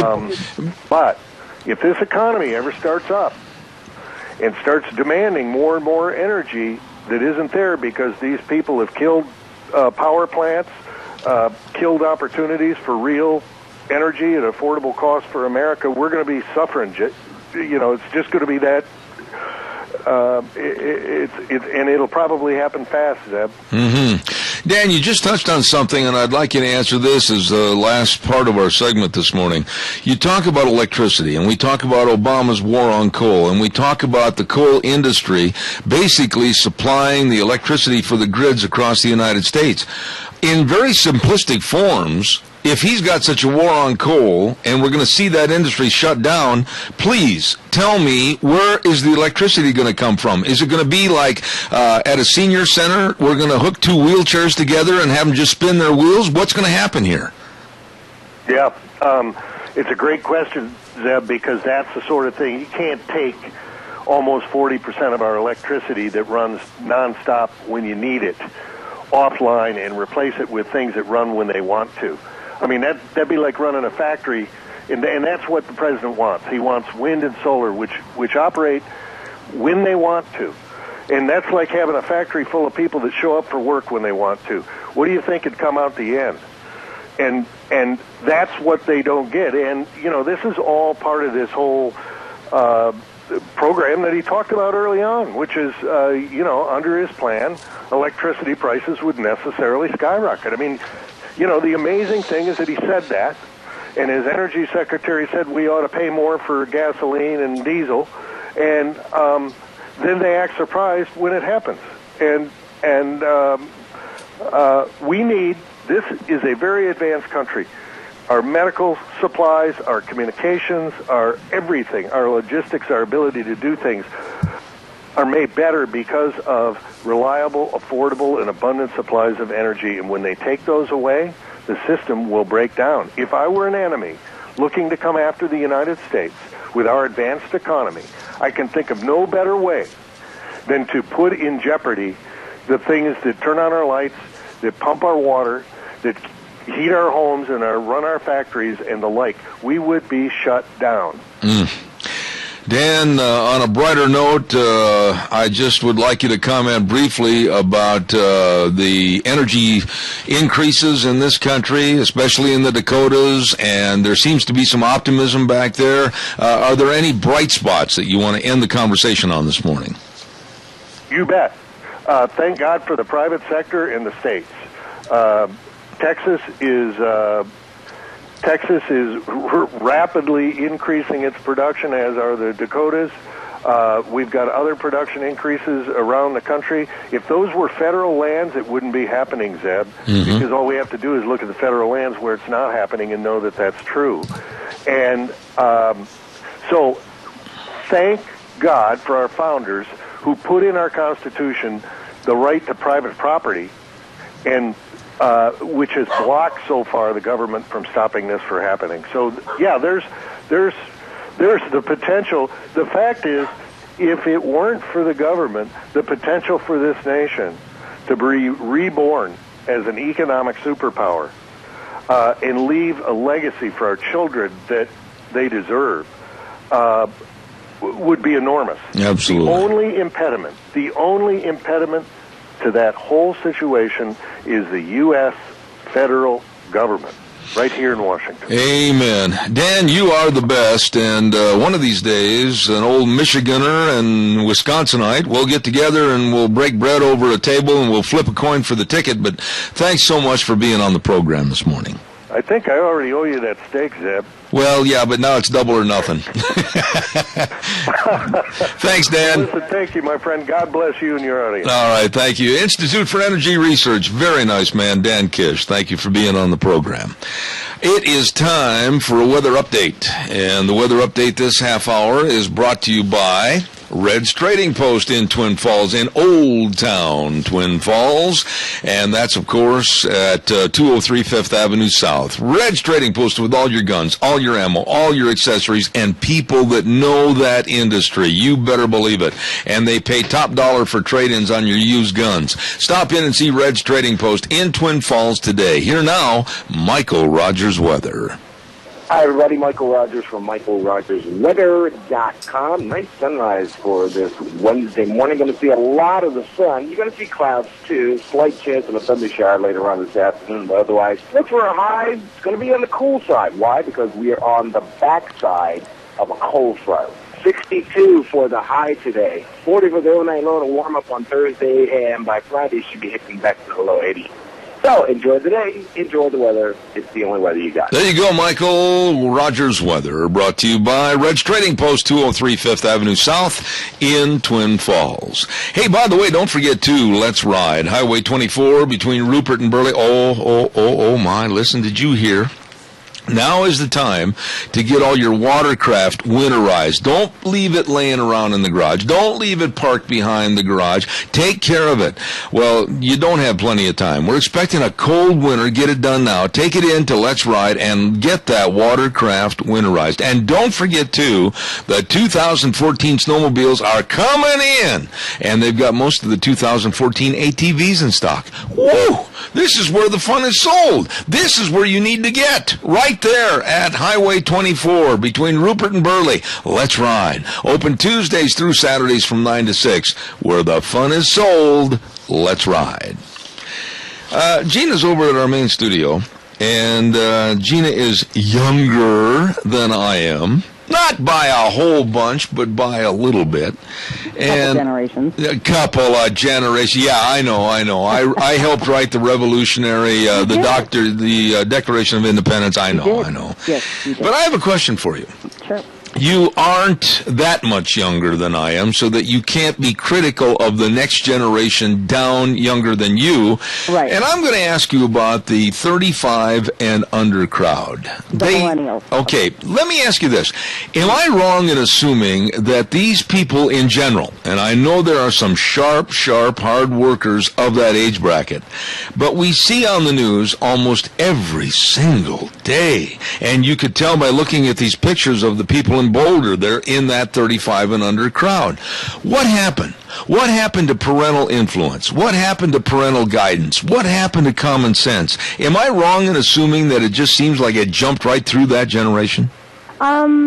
Okay, so if you want me to get philosophical about this, first and foremost, even when we were of the quote-unquote younger generation, we had all of these big aspirations and views on how we were going to change the world, and then the world slapped us in the face and brought us back into the reality. And so then, of course, we do our daily business, we do our job, we do it well, and we go home and we take care of what we need to. The younger set is still of the mind that they're out there to change the world. Well, reality quite hasn't slapped them in the face yet. But, however, I will say we have been responsible because they're honestly the generation of entitlement. We've given them everything so they don't feel that they have to get out there and work. They feel that, oh, well, Mom and Dad, they're just going to, take care of me, and they won't mind. Well, really, Mom and Dad do mind. I really appreciate that analogy because that's the way I feel. I've been watching diligently the last couple of weeks various news shows on not just one station, but all of the news stations if I get a chance. And invariably, during any kind of a newscast, Gina, you're going to find where they're doing an interview, and they're going to be talking to that bracket I'm talking about, 35 and under. And the naivete, or quite frankly, just the downright uneducated opinions that they're putting forth, it scares the daylights out of me. It does scare the daylights out of me, too, and so it makes me wonder how many of those actually went on to a higher education to get some knowledge. And number three, apparently reality just hasn't slapped them in the face yet. So they're still living in this ideal world and where everything's going to be sunshine and flowers. And so I'm just waiting for that day when they get of the age that reality slaps them in the face that, hey, hon, you can change the world, but you've got to change yourself first. Well, I go back to a story that came out on the news a month ago, and maybe you did see this, maybe you didn't, about a surfer, a real surf beach bum in California that's living off you and me. Okay, I haven't read the story. I've heard you talk about it, but I have not read the story. Well, this guy is absolutely delighting in the fact that he's never had to work, and he's getting a fairly good existence, and all he does is lay on the beach and play his guitar during the day, and I won't tell you what he does all through the evening. But anyhow, this guy is absolutely indicative of what's going on with that generation. Then you hear with these man on the street interviews, and some of the better interviewers will always say, well, what do you do for a living? And they'll look at the microphone, they'll look at the interviewer, and they'll go, nothing. Yeah, and see, that's ultimately what bothers me right there, is they have to be doing something. Look, if you want to change society, you have to be a part of it, and that means you have to be a working member of it, or you're not going to have any credibility and respect from everybody else. So, get out there, get a job, because I am tired of supporting your deadbeat butt. So, in other words, you are agreeing with me then when I said long time ago that to be on a welfare system and recipient of welfare money, there needs to be a qualification system. There needs to be some sort of qualification system. And honestly, as a person who's been on that before and I've gotten government assistance before, there is a stringent financial qualification that you have to go through. I mean, basically, you really do have to open up your financial life. A little bit uncomfortable, but you have to do it anyway. And then once you make too much money, they're like, oh, well, sorry, there you go. Yeah. But there are things that I think that there needs to be a few more steps. And you know what? If you cannot find a job, or you're out there and you're actively looking but you just haven't found something yet and you still want to get that government assistance, volunteer your time. Make sure that you're getting out there and you are supporting the community and the people that are supporting you and paying your bills. And I tell you what, along with a qualification system, I think there has to be, for the money that we're wasting, it would pay for a branch of investigatory systems to make sure that we don't have leeches that have lied to us and are pilfering the money out of our pockets. Amen. You know, go out there and look for a job, and then we're going to double check on you. And, you know, you have to be following certain guidelines to get this kind of government assistance. I am actually for that, because coming from being on assistance to not being on assistance, I've worked hard, and even when I was getting help from the government, I was still working hard. I was still, you know, making my ends meet. And you get out there and you do it every day, and you try to better yourself so you're not always going to be off the system. So just get off the system. There you go, and don't be going to these rallies trying to equivalate a dandelion to us. No, I've got to pay some bills. You do have to pay some bills. I will. I'll be right with you. Child's World, 1308 Overland Avenue in Burley, one of the co-sponsors of our Cassia County School Days on Thursday. Boy, that segment has taken off with great interest. Thank you, everybody. Child's World, believe me, they've got all the Cherokee and Dickey scrubs, and they've got all the toys and the games and the arts and crafts, and they've got all the infant shoes, quality shoes, school uniforms. They've got everything over there for the entire family. It's really a family-oriented store. Stop by and see a Child's World, 1308 Overland in Burley. And you all know, by now you should, that next Thursday, the 26th, we're going to have our first lunch bunch at a new location, Perkins Restaurant in Burley. Oh, am I excited. Oh, am I looking forward to it. Perkins Restaurant and Bakery, 800 North Overland in Burley. Please, I urge you to be a part of it. Get there at 11:30, just like we have always met. Go on into Perkins Restaurant. They'll show you exactly where to go. Sit down. We're all going to sit together. It's going to be phenomenal. Perkins Restaurant and Bakery, 800 North Overland in Burley. We'll see you at Zeb's Lunch Bunch. Well, let's see what's cooking. Next hour. Oh, by the way, Gina, I got to tell you what I did. Did you kill a fly? Oh, many. Okay. But Kelton Hatch with the Fish and Game is due to walk in my door any moment. And he is forever tinkering, toying with, and playing with the cords and trying to tie all my microphone cords into like little square knots, etc. Did you get that little squishy ball? Oh, here he is. He just walked in the door, the big behemoth himself. Yes. And he's wearing honestly, the ugliest cap that you have ever seen in your life. He looks like he's got a bunch of dead leaves glued to his hairline. It's hunting season. It's hunting season. I went down and got some baseballs, some of those little grippy baseballs, and now he can play with those instead of my microphone cords. Kelton, leave things alone this morning. Yeah, your microphone is on now. Okay, go ahead. Now I can play at this little ball that you got me. Yeah. Thank you. Yeah. You're very welcome. And he already has it picked up and playing with it, Gina. Kelton, if you can hear me, if you have your headset on, don't mess with the cords. Don't mess with the cords. Zeb makes me nervous. I know. I have to do something. Now listen, Gina, this guy stands 6'6" in his stocking feet, weighs 320 pounds, and I make him nervous. I know, really. Then he would really hate to meet me then, I'm sure. That's like an innocent bystander in New York when King Kong climbed the Empire State Building. I know. So, Kelton, he's really a teddy bear. Yeah. Okay. Yeah, after your last little segment on there, I don't think I want to tick you off, Gina. If you're such a teddy bear, I kind of wished and hoped that you'd go into hibernation for a while. I'm ready. Okay. Give me some hunting season under my belly and I'll go. I'll take a nap. Really, I gotta be honest with you. That's the ugliest cap I ever saw in my life. I don't mean to hurt your feelings, but it's ugly. Hey, that's a good-looking camel pattern there, brother. Yeah, I'll tell you, it looks like a whole bunch of things happen on top of that hat. It blends in well. In the woods. You went under a nesting owl, is what you did. There you go. We'll be back in 6.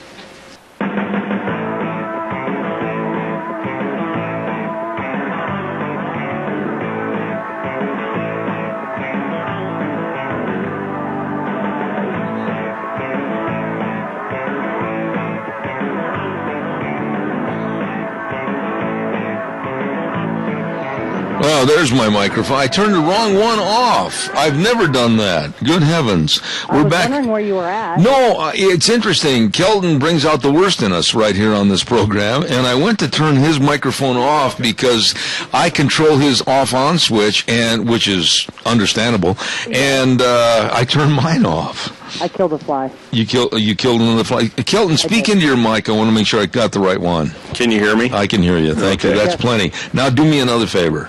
Don't say anything for a minute. Okay. I want to. Zeb at the Ranch, brought to you by our major sponsor, your Magic Valley Les Schwab Tire Centers, all 7 locations serving you, and serving, of course, the key word. And don't forget, too, some of our great advertisers, including Lease Furniture, Floors, and more at 459 Overland in Burley. And, of course, our friends at Western Waste Services, always at your disposal. Get on the route service today, 734-6969. I think it was really nice of Kelton Hatch for the fishing game. And, by the way, Gina, you don't know this, but he has volunteered to take both of us out to eat at the Chadwick Sports Grill. He's picking up the ticket, 139 West Main in Burley. And, of course, they got luncheon specials for $5.95. He goes for the low price. And then, of course, they've got the Senior Citizen Dinner Special every Monday through Thursday from 4 to 6 p.m. Again, just $5.95. And the special today is Pasta Primavera with garlic toast and super salad. That is delicious eating at the Chadwick Sports Grill, 139 West Main in Burley. Hi, y'all. Howdy. How you doing there, big guy? You know, just grand. Just grand. Yeah, things finally cooled down a little bit, and so it's feeling more like hunting season. I'll tell you how bad it's been out there, Zeb. I was out bow hunting last week, and saw a bunch of animals in the morning, and then everything went to bed because it started getting really warm at about 9. Yeah. You know, I mean, it was so cool, warm in the morning, I didn't even need a jacket to glass. You know, typically you're on a ridge and you're cold, and so you put a jacket on when you're sitting in there looking for critters. It was so warm, I was in a t-shirt. Come about 10 o'clock, I found a nice place to lay down and took like a 3-hour nap. That was a great hunting trip. While you were hunting, you took a 3-hour nap? No, I was napping while you know what's really spooky is, and I'm afraid that somebody of these animal rights groups is going to sue you for trying to scare the animals. Well, they thought there was a bear out there. I got the snore on, you know, but no, it's been so warm. We've had some tremendous animals harvested this spring. Yeah. Or fall, spring. Where did that come from? This fall. And I considered the source. Yeah, I know you did. And so I think it's going to be a great year this year, though. The Farmer's Almanac is calling for a cold winter. Yeah, that scares me. It scares me. The deer that we've been seeing coming through the check station, or not check station, but checked in the field and been seeing, have been doing pretty good, fat-wise, body content-wise, but we haven't had any fawns come through. That's our biggest concern. When you have a really dry summer like this, a lot of times the body fat content on the deer is down, and then you have a cold winter, and it makes it more difficult for deer to survive if they're skinny. And so, you know, we need the moisture. Don't get me wrong. We really, really need the moisture. However, I hope it's just not a killing moisture load and cold. Yeah, but there's plenty of forage up there. I mean, I've seen a lot of forage up there this year. There is, but you got to realize mule deer are kind of interesting compared to other critters. You know, like when you get elk, they can eat rocks pretty much. They can get out there and graze like your cattle. They get out there and they're big. They're a big ungulate. They can survive cold spells because there's a lot more body mass to them. Mule deer actually have a shorter intestinal tract than elk. I see. About 8-10 foot shorter. So therefore, in order to get the nutrition they need higher protein foods. And when it gets dry like this, you know, everybody knows that your grass is dry on the stem and stuff like that. I mean, people try to cut alfalfa pre-blossom so that they have higher proteins in their alfalfa for their dairy cattle or their whatever they're feeding it to. Well, when things dry out, the protein levels drop, and the deer don't get as much protein out of grasses or browse as like elk do. So they need, that's what really affects them is that ability to be able to absorb you got flies buzzing you. But it really affects them. And so that's why it really affects mule deer on these dry summers, and it doesn't affect elk as much. I see. And so that's a real concern for us, but it'll be interesting to see what happens. The numbers have been phenomenal. It was kind of fun. After after I took my little nap, later on that night, I got to watch a doe. Little nap? It was like Rip Van Winkle waking up, It was awesome. Yeah. It was awesome. I came back happier. And the rest of the crew sent out the helicopters looking for you? No, I hunt by myself typically when it's bow hunting. I can see why. You don't go anywhere. I hike quite a ways in there, To the first tree. To the first tree that had nice grass under it. But no, things, I think we're going to have lots of deer out there. Got to sit and watch a doe, having 2 fawns nursing, It's just, I can imagine there's a father and a son up there bow hunting, and all of a sudden the little boy says, Daddy, what's that big ungulate over there? And he says, it's not an ungulate, that's Kelton Hatch. Kelton Hatch sleeping.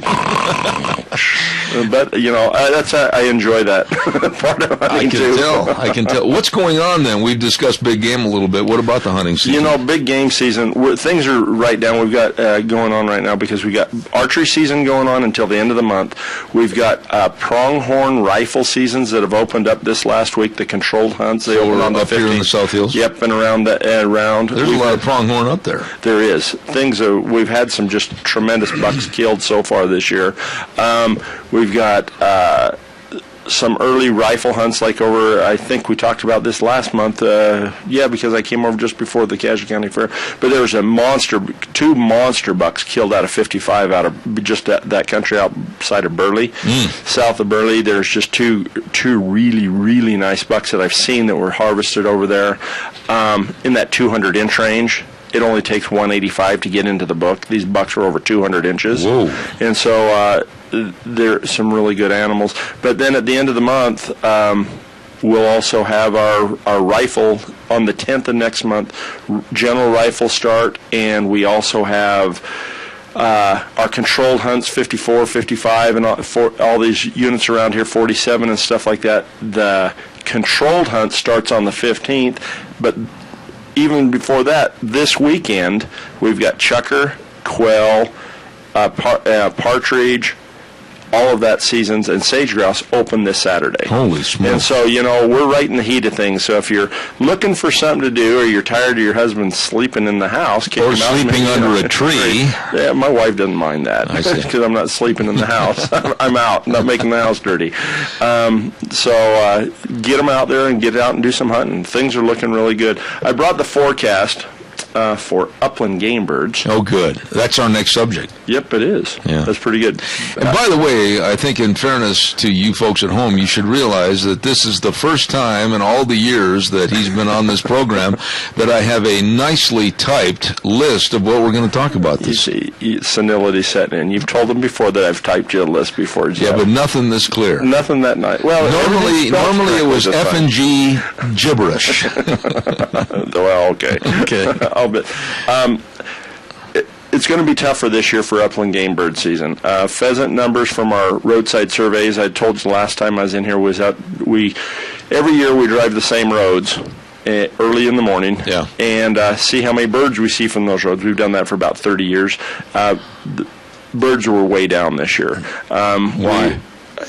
We just had a really poor hatch this spring, and there's just really nothing. The fires have a lot to play with that? Well, not for your pheasants, because most of that's down in the valley. We didn't have any early rains this year. A lot of years we complain about the rains because they come in, they get really wet, the birds get wet, they freeze to death and die as chicks. But this year, the first crop alfalfa came off right on time, or a little early, because it was so warm, and that can also have an effect on pheasants, because the little ones haven't either hatched out or they haven't got across or can't get out in front of the headers and things like that. But, pheasants have been down. Chukars are down for this year. Hungarian partridges are up from what our surveys had shown us. And California quail are up. Okay. And our roughies and blues are pretty stable, and so it's kind of a mixed bag. I've been around in other areas and I've seen a lot of roosters, and so I think it's kind of regional on the number of pheasants out there, but you probably aren't going to see quite as many this year as you saw last year.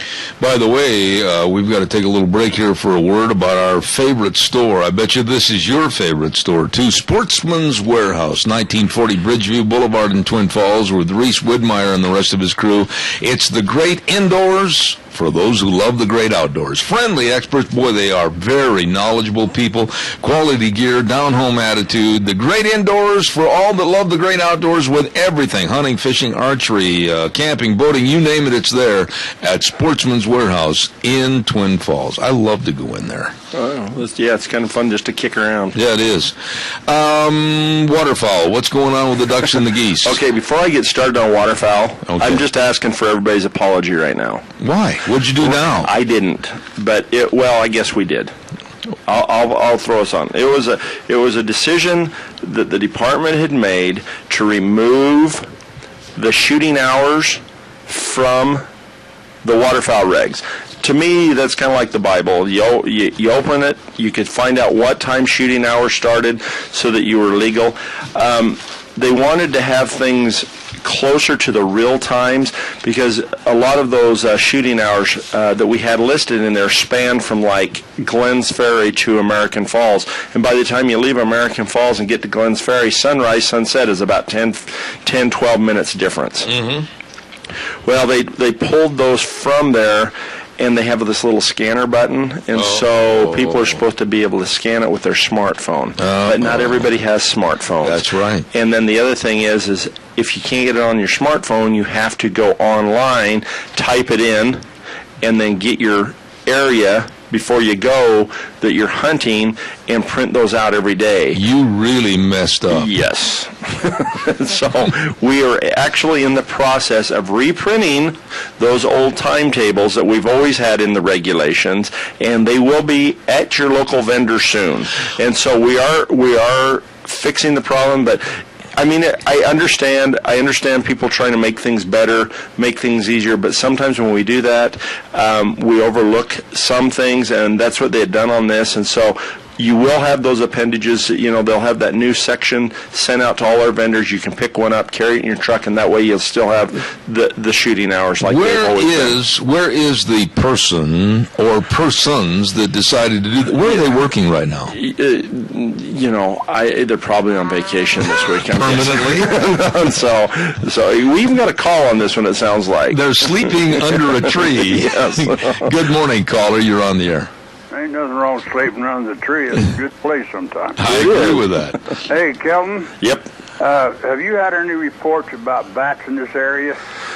Brown bats? No, I haven't. I really haven't. We've always got bats. Pardon? There is a lot of bats in this area. We have a lot of bats move in from the desert, and a lot of them come in and feed on the mosquitoes, and we actually hang a lot of bat boxes up around the valley, giving them to farmers, ranchers, or for public citizens so that they can have bats move into their backyards so that it helps keep down mosquito populations, but then they usually go back out to the deserts and hibernate in caves through the lava flows. Well, the reason I asked is I was out trimming my yard the other day, and I come around the tree with my trimmer and whacked a brown bat. And so I really carefully picked it up and took and buried it so nobody would get a hold of it. There's no chance of rabies. How serious, and Al, stay on the line a minute, how serious is, Kelton, the rabid portion of the worry about bats? It's always really smart not to handle bats, to be very cautious around, because we know that they're a carrier. They live in a highly populated group.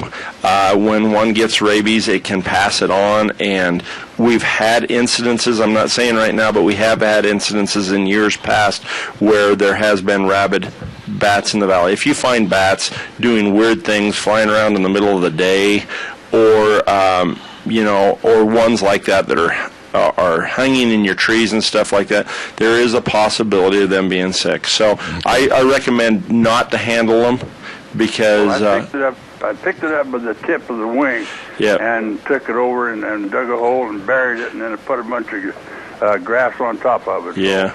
Well, there's no danger of getting that way. Yeah. One thing I will say, if people do pick them up and they're live with leather gloves, if they're thin leather gloves, bats have really sharp, big canines. They can bite through thin leather gloves. So, welding gloves are more like what you should probably handle them with. And what you done was safe. Just make sure they're dead, because if they can flip around and bite you. Okay, Al, thank you much. That weed whacker got him good. Yeah. Okay, Al. Thank you. No, I've always heard, especially in the fall of the year, if you see bats anytime during the day, look out. Yeah. And that's true. And so, yeah, you always be cautious around them. But we do have a lot of bats in the area, and they're good for our mosquito population. Really? Help knock them down. Okay. I just wish they ate more of those buffalo gnats. Yeah. They eat my horses up, eat their ears up. It's been a bad year for that. It has been. They're horrible. Really bad year. Anything else about waterfowl? You know, that's the biggest thing I wanted to get out there. So have patience with us. Go to the websites. We've got the big thing is we do have the youth waterfowl hunt coming up. I'm glad you're so prepared. I am. I've got it written right here. Okay. September 28th and 29th. That's 2 weeks. That's in 2 weeks. If those pieces of paper aren't out to the local vendors and stuff like that, just go to that website, print them off for that day in the area that you're going to be hunting in, and make sure you have it. But it's a good opportunity for kids under the age of 15 to get out, get a jump start on the pheasant season. The duck season. Well, we got a youth pheasant hunt next week, so I was jumping ahead of myself. But get out, get those printed out, and then we'll have those other pieces of the regulations out here in the next few weeks. All right, we got to take a break for a sponsor, and then we're going to come back, and correct me if I'm wrong, but according to my wonderfully typed, almost double-spaced list, we're going to talk about fires in just a minute, right? Yep, we are. Well, I'm going to talk about one more youth hunt, and then we'll get about fires. Okay, ladies and gentlemen, don't forget Ramsey Heating and Electric is offering rebates, love that word, on qualified Lennox home comfort systems. Whether it's a gas furnace, air conditioner, or a heat pump, you and your family will enjoy the comfort. Call 678-0459 and learn how Ramsey Heating and Electric can save you money. At Ramsey's, they provide warm winters and cool summers. 678-0459. All right, one more youth hunt. We do have the other youth hunt I wanted people to know about is our youth pheasant hunt. We're going to have that October 5th through October 11th. Kids can get out, hunt before the season starts. For the adults, gives them a good opportunity to get those birds before they're too wild. Okay. So get out there and put those on your calendar. Get those kids out and have some fun. You're being attacked by the same fly that was bothering me. No, it's like you haven't got any hair, and he's trying to land on a very slippery slope. He is. He keeps sliding off down to my nose. Yeah. Well, I got my hair cut for fall. Why did you get it cut for fall? You want to let it grow in the fall because you're up in the cold. Well, because I'm hiking and it makes me hot. Yeah, and then you got to go to sleep under a tree. Yeah. You've got an excuse for everything. I do. I love sleeping. Do you get paid to do this by the Fish and Game? Your radio show? No. Not enough. Good line. But it'll be the last time you're here. But no, because I'm up hunting. Those are my vacation days. I see. I'm taking off all next week. I'm going to go have some fun. I'm headed out bow hunting all next week. And with the kids? I'm actually being very selfish and going by myself. And then some things never change. Some things never change. In October, my kids have rifle tags, and so I'll take some time off and take them out. Time off. Again, my question is, do you ever work for the Fish and Game? I do. We start working more weekends this time of year because that's when folks are out hunting, and so we try to. That's when we work. So you're compensating for the bad answer you gave earlier. No, what? There's no bad answers. It's the truth. I speak the truth, Zeb. But what about fires? How's the fire situation? Fires of it. This fly's driving me nuts. Here, let him land. I'll get him. Good heavens. I'll be careful here. But no, the fires have been just a wreck this fall. We've given tag refunds. We've exchanged tags. We're still having discussion on exactly what we're going to do with 48 bull tags that are going to be opening up here because there's parts of that were burned, and so things are still up in the air. If you have any concerns about any of the hunts that you have and that are in any of those burned areas, give us a holler. Okay. And so that we can find out what those concerns are, and those things are the things that are going to help us make decisions on exactly what to do for these remaining tags in some of these burned areas. I just really want to say, that I just was on the way in today. I was listening to ad from the Forest Service BLM on the fires. Right now we have a ban. I guess it's a level 1 where you can only have fires in campgrounds in fire areas, that are surrounded. The fire rings. And stuff like that. Yeah. Be really careful out there. I mean, even though we've had all this rain, things are still quite dry out there. I mean, we get these winds. It takes a while for plants to absorb all that moisture and stuff. A lot of it ran off. The ground is wet, but all that moisture hasn't really refilled all those sagebrush and stuff like that. And the grass is tinder dry. Once it came through, the grass was dead. The wind blows. It's so things are very they're not fire resistant right now. Things could really burn. And so when do you think is going to be the end? Basically, you don't know because of the weather or moisture or anything, but normally what's the end of the real severe worry on fire? Snow. Yeah, snow time. Snow time. Right now this helps a lot when it's this cold. I mean, things have cooled off dramatically from last week, which is really nice. It makes it feel like it's fall. I mean, I know there's a lot of crops and things out there. People are still trying to get in, but it hasn't got that cold yet. But I think the cooler it gets, and as soon as we start getting those snows, then things are going to be... It's supposed to go back up to the 80s on Friday. Yeah. So you're back in the same problem. You're back in the same problem. Just before I take off and go hunting. It sounds like nap time. You better find a shade tree. I will. I'm sure you will. We've got about a minute before we have to go back over to our main studios, and I'm sure that you could fill in very faithfully much more information out of your Fish and Game mind.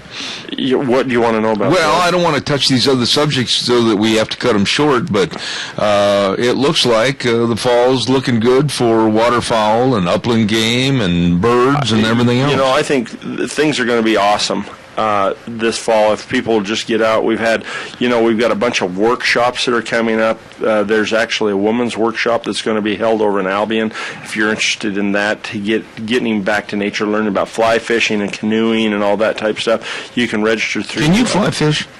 I can. Yeah. You can cast a fly rod? Well, yeah. You really know how to do that? I do. I used to guide for it. Actually, I'll be honest with you. Knowing you like I do on this program, I find that very interesting that you could handle a fly rod. Well, thank you, Zeb. I appreciate that. I can handle a bullwhip and a rope, too. That would be interesting. Pocket knife fairly well. Okay. But, no. So that's going to be fun. If you're interested in that, you can contact... ISU is actually the one registering, and CSI are registering for that. We're working with them on it. If you're interested we're going to have some waterfowl clinics for youth and some pheasant clinics. If you're interested in attending in those, call Clayton Nilsson at the office, and that's it. 324-4359. Hey, that's pretty good, Zeb. Darn I good. thought I'd hurry and test you, but that's probably about a minute. You ever seen a guy on crutches with waders on out in the middle of a stream trying to fly fish? No, but... It ain't going to happen. I was going to say we could kick one of them. Take the ball out. We're going to take a break, needlessly to say it's necessary at this time, as Clayton plays with a new toy. Kelton. I was thinking about another guy. Clayton was on my program a couple days ago. Anyway, he didn't play with everything on the table like you do. You're letting the ink run. Well, you didn't use permanent ink. I guess not. Now my hand's turning pink. Yeah.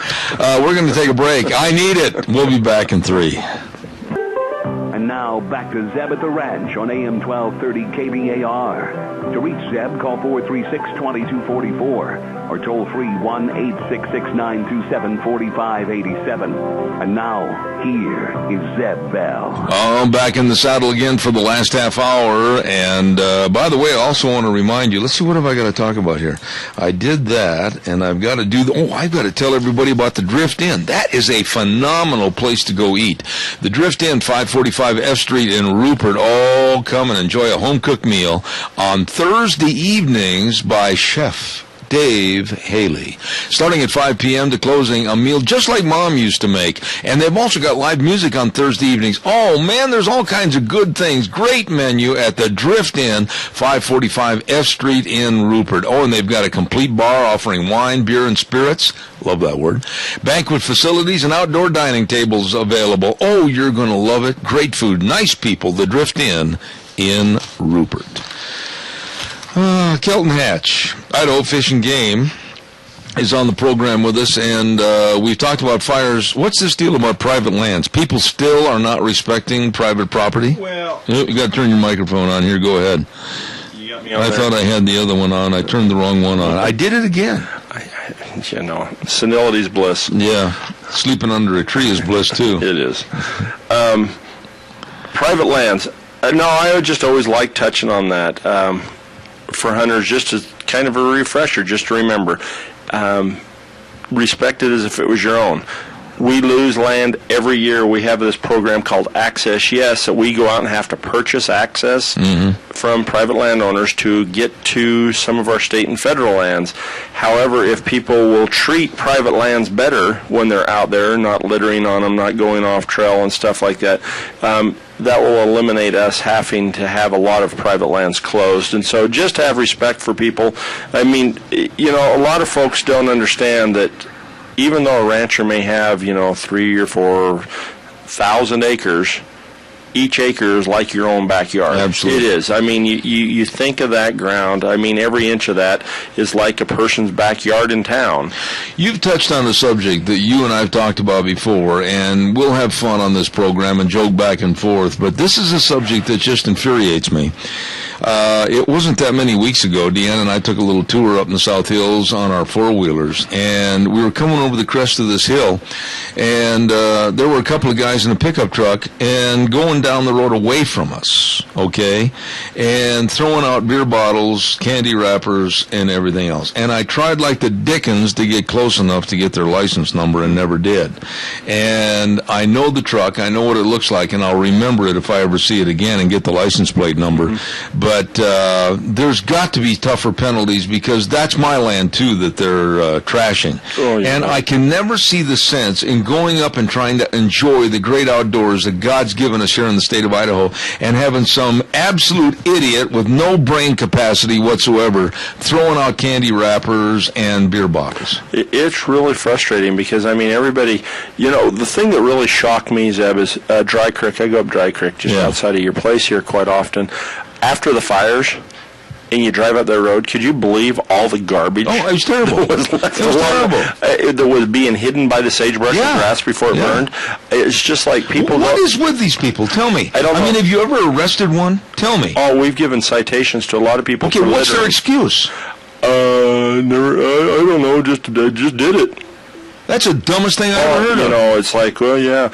And it's just, it's like I just can't even hardly comprehend because you got a 12-ounce soda pop or beer can or whatever it is that people are drinking out of, and you take all the fluid out of it, and all of a sudden now it's an ounce, but it's too heavy to carry out. Yeah, and when we had our outfitting business out there in the South Hills and then down by Jackpot, Nevada, we had a policy that was basically simple: carry it in, carry it out. And you have to. And so, that's the problem that we see is the lack of respect on our public and our private lands. But is there enough teeth in the law so that if someone like me gets a license plate number or a description of somebody that's acting like an insane idiot throwing garbage on the ground, are they going to get nothing more than a slap on the wrist? It's a small fine, but I don't know. It's some people. Yeah, it's going to change the way that they do things. Other people, you could, and you can't blame farmers and ranchers for not wanting them on their land. You can't because I mean people go in there and it's frustrating. We've had people empty their pickups, all the garbage out of them in a field, You got to be kidding. Throw, 50 or 60 shotgun shells and throw just papers and pop cans, and they'll have, or then start a fire in a meadow.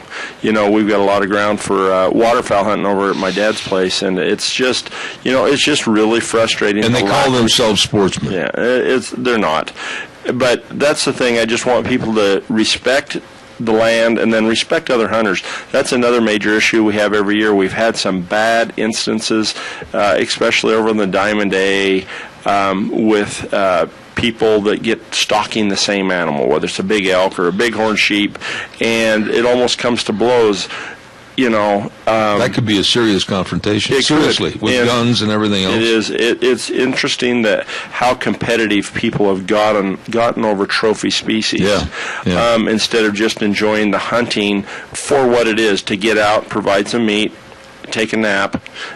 I always got to throw my nap in there. But no, just enjoy time with the family and friends and stuff like that. And I told you the best experience I've had in years was last year drawing on that hunt up here in Unit 54, and not getting anything, but just having the camaraderie with my son and some friends, and my wife went along and did all the cooking and everything, and we just had a ball. Yep, it is. It's just, and I dare you to find anything that showed we were there. Yeah. I'd agree with you. You know, that's the fun part about hunting. It's not necessarily, I mean, that's the gravy if you happen to get a really nice animal or any animal. Yeah. But just, you know, have some respect. We've got lots of folks out there that are trying to enjoy the same resources.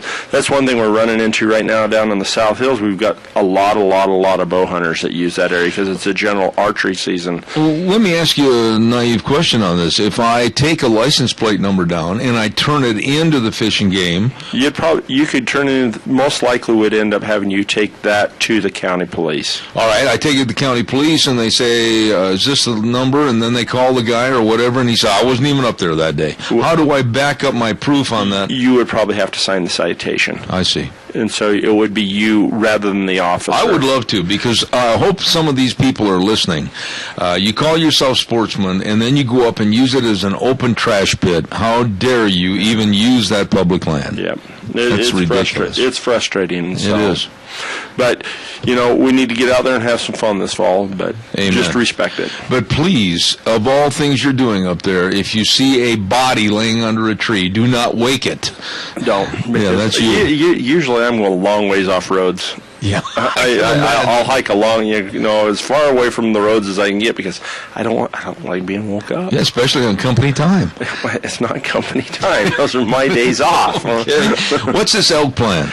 The elk plan, we only got another week, or this weekend is the last day to read this.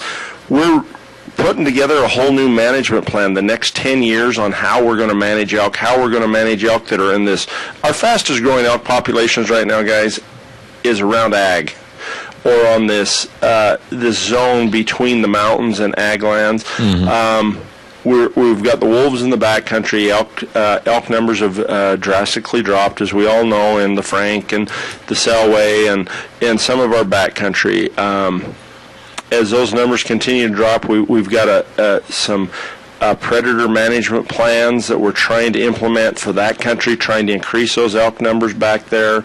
We're also have to figure out how to deal with these elk on these front ranges, because with agricultural commodities up as high as they are, landowners can't take the blunt of higher elk populations, or we've got to come up with ways to be able to help reimburse landowners that are losing agricultural products to elk. And so that's what this whole plan's about. Please go to our Fish and Game website, click on Elk Plan, make comments. You've got until September 22nd to get your comments in. It's been on the internet since August 22nd, and then we'll have some more public discussion, another public meeting, and then we'll finalize our elk plan. And so if you're interested, there's an executive summary on there, so you don't have to read the 260 pages that are on there. Yeah, it's a pretty in-depth, but we do have an executive summary that I brought for you, Zeb. Okay. And you can go through. It goes through predator management. It goes for meeting hunters' expectations, statewide management direction, what we're looking at. It's got elk zone management directions, predator management, I already said. We've got a lot of elk right up here, too. We do. And, well, those are some of the elk issues that we've been facing, you know, with folks getting all bent out of shape because they're stalking an animal and somebody else is trying to get in there, and it almost comes to blows sometimes because there's some really trophy animals down there. So let me ask you this, and we've mentioned this on previous programs a long time ago, but you said that with the increasing numbers of moose coming into this area that you foresaw into the future that there may be a limited moose hunting season. I would think that 54, probably our next go-around on our trophy species, we'll probably probably get to implement a moose permit. How many are up there? Do you have any idea? You know, it's really anecdotal because, I mean, moose, they're so scattered out and use so many different, I mean, they do rely on the riparian zones. I've seen as many as 5 bulls in one day. Really up there? And so we know there's moose up there. Numbers seem to be getting stronger. We could probably insert, or possibly, we'll have to, we'll scope it. Have they been brought in, or were they naturally kind of... They're just a naturally occurring beast. I mean, they're just moving across the area. As populations have grown over in eastern Idaho, they've just slowly expanded this direction. I mean, there for a while you didn't have them in 55. Now we got a tag in 55, and we've been harvesting some tremendous bulls out of 55 just over south of Burley. And now that same population is expanded and moved over into 54. And so we're just starting to see moose inhabit areas that we haven't seen them before. So it's kind of cool. It is kind of cool, but boy, be careful around moose. Yeah, especially those cows with calves. Absolutely. Bulls during rut can get pretty. I had a buddy that got treed. I can see why. By a bull. We told you our moose story. Yeah. I mean, man alive, they can be spooky dudes. They are. They're or big. dudices. Yeah. Spooky gals. Yeah. Spooky gals. Let's not go there. Okay. That opens up another whole conversation. We've got to take a weather. Have you got anything more on this? Just get online and fill that out. We want to get as much public comment as we can. Okay. It's time for a weather update brought to you this hour by Lennox Home Comfort Systems, gas furnaces, air conditioners, or heat pumps. Right from our friends at Ramsey Heating and Electric at 2600 Overland Avenue in Burley, 678-0459. Here's Michael Rogers with the weather update. Hi, everybody. Michael Rogers from MichaelRogersWeather.com. Nice sunrise for this Wednesday morning. Going to see a lot of the sun. You're going to see clouds, too. Slight chance of a thunder shower later on this afternoon. But otherwise, look for a high. It's going to be on the cool side. Why? Because we are on the backside of a cold front. 62 for the high today. 40 for the overnight low to warm up on Thursday, and by Friday should be hitting back to the low 80s.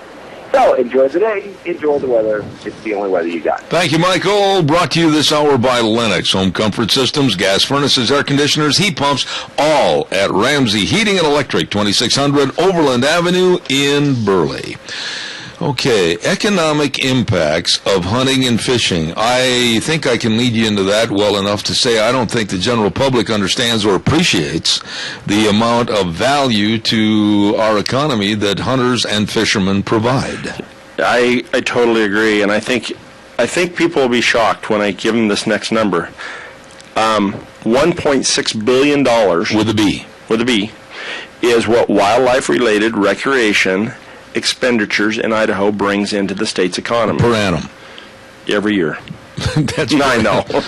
This guy's a Utah State Aggie graduate, folks. I was trying to clarify that for everybody else when you start using the big words. But $1.6 billion. $6 billion.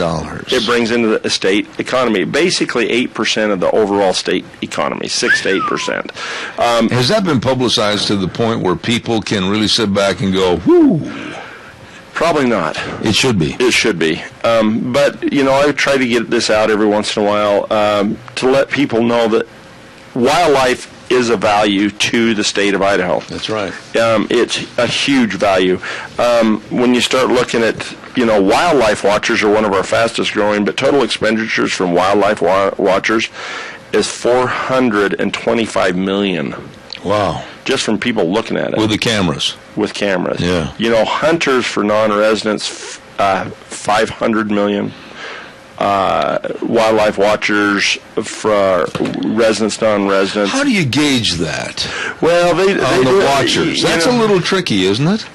It's people. It's a lot. It is. I guarantee it. Some of it's probably a little voodoo, with numbers and stuff in there. Yeah. But I think they've got a pretty. They have to be able to document there has it to be the a formula point. somehow. They do. But they go in there. Some of these are. Well, I'll jump over that in a minute, but it calculates the people that are coming here on vacation. They run surveys and stuff, and how much they spend on when they're here on vacation, motel rooms, food, basic expenditures that they have, and their primary reason for coming to Idaho. And if they list viewing wildlife as one of those primary reasons, that's how we start calculating that. Another thing that we can they glean information from is the sales of binoculars, the cameras, the sales of fishing equipment. You see, and people don't understand, every time there's a federal excise tax on hunting and fishing equipment. Yeah. And so we get funding from that through that federal excise tax. And so that kind of helps us understand how much. You just had an ad for Sportsman's Warehouse. Yep. They calculate how much they sell each year in Idaho, and we get taxed on that. But that helps calculate how many people are out hunting and fishing too. But just for Cassia County, I thought it was kind of interesting. They've got this broken down into like food and beverages. Really? Food and beverages from stores in Cassia County for just fishing was $1,324,000. Really? Is there a category on there for pillows to use under a tree? I don't use a pillow. I use my jacket. I see. Because it has to be warm. I see. But groceries, $1 million. Restaurants, $149,000. That seems low, though. It does, but when you really think about it, how often do you go to a restaurant when you're going fishing? How often do you take a sandwich and a soda pop with you out there, or a candy bar? That's true. And so you get that. Fishing supplies, $425,000. Especially as much as I lose my leaders and everything else. Yeah. But the total spending on the Snake River, and they break this down by streams from all these different surveys that they send out, is $1,798,000 in Cassia County. Wow. Oakley Reservoir, $1 million. Is worth to the Idaho economy. That's Oakley. Wow. Sublette Reservoir, $652,000. Good heavens. Lake Cleveland, $422,000. What about like Salmon Dam and places like that? I'll have to jump over to my other little paper. I did bring Salmon Dam. Salmon Dam's one of the top producers in the area. Salmon Falls Creek Reservoir was $14 million. Whoa. Twin Falls County brings in a little bit more, but Roseworth was $324,000. And see, right there with a $1.6 billion, will there be economic impact to our state economy? Boy, that's a niche that we can't afford to lose. You can't, and that's the thing. A lot of times, I guess part of my Trout in the Classroom program, we've talked about that a ton on here. That's why I try to get out and talk to students about things like this, because sometimes I think as adults that we really, we get tunnel vision on the things that we're really working on, trying to make things better for us and our families and stuff like that. And sometimes we overlook wildlife, and maybe sometimes we don't make the best decisions for wildlife on things. But then when you bring these numbers into it, making good decisions for wildlife and fisheries does nothing but benefit everybody's bottom line. I agree. Everybody. Everybody. Well, it's just like any event you have in the state, and I've preached this on my program for a long time, that I'll use the National Finals Rodeo in Las Vegas as an analogy. That in December in Las Vegas, it's a dead-er time where they don't have that many people. And since they brought the NFR into that area during the month of December, and they've got very precise formulas, they figured out how the dollars turn over per tourist, etc. They figured that the dollars are turning over 5 to 6 times in the local economy. So 1 million equivalates to 6 million and on up.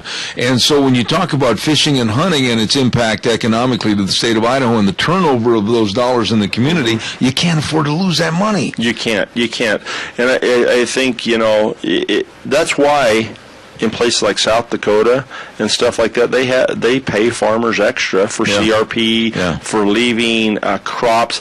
Those are done by the chambers because it brings more people to those areas to hunt pheasants, which leaves more dollars in town, which helps all the local economies. Absolutely. And so there's a lot of different things that people can do. But, I thought that those are pretty interesting numbers, and I figured that you'd get I also brought these papers so that you can... Let me have those, because I'll revert back to those. I'll let you glean whatever information out of me. Glean. That must be a fish and game terminology. Yeah, or a farmer. Yeah.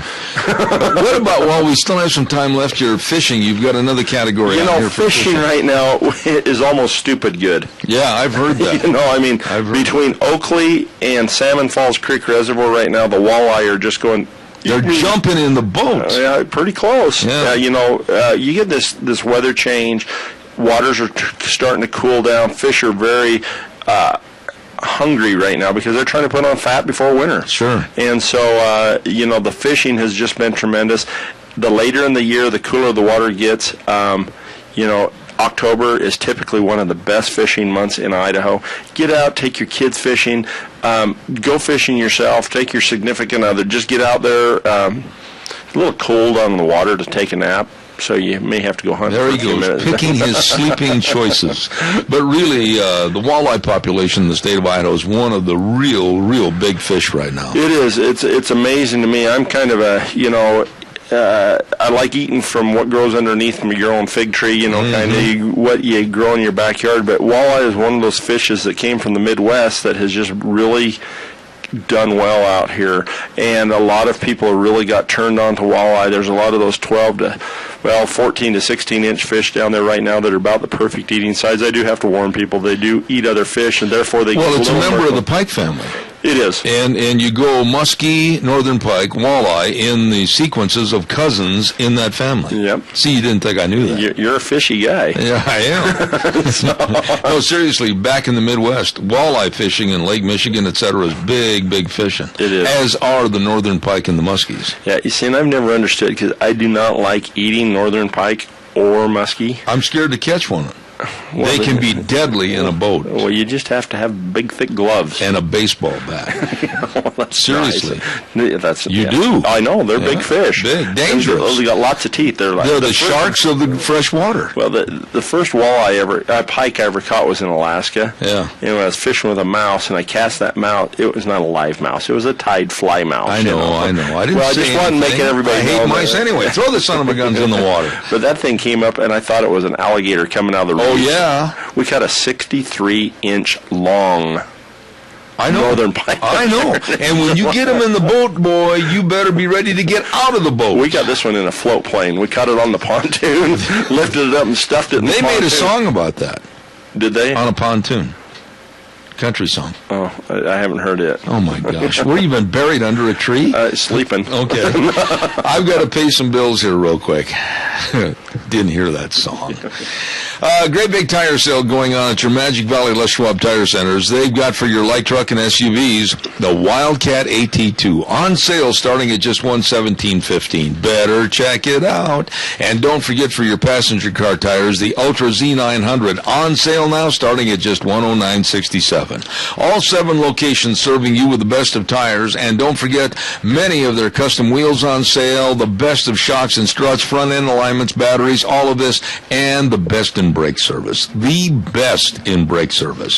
Stop in and see Dave on Blue Lakes in Twin Falls, Mike in Buell, Mike in Jerome, the Twist family in Paul, Lane and Rupert, John on Pole Line, and Randy on Overland and Burley, your Magic Valley Les Schwab Tire Centers.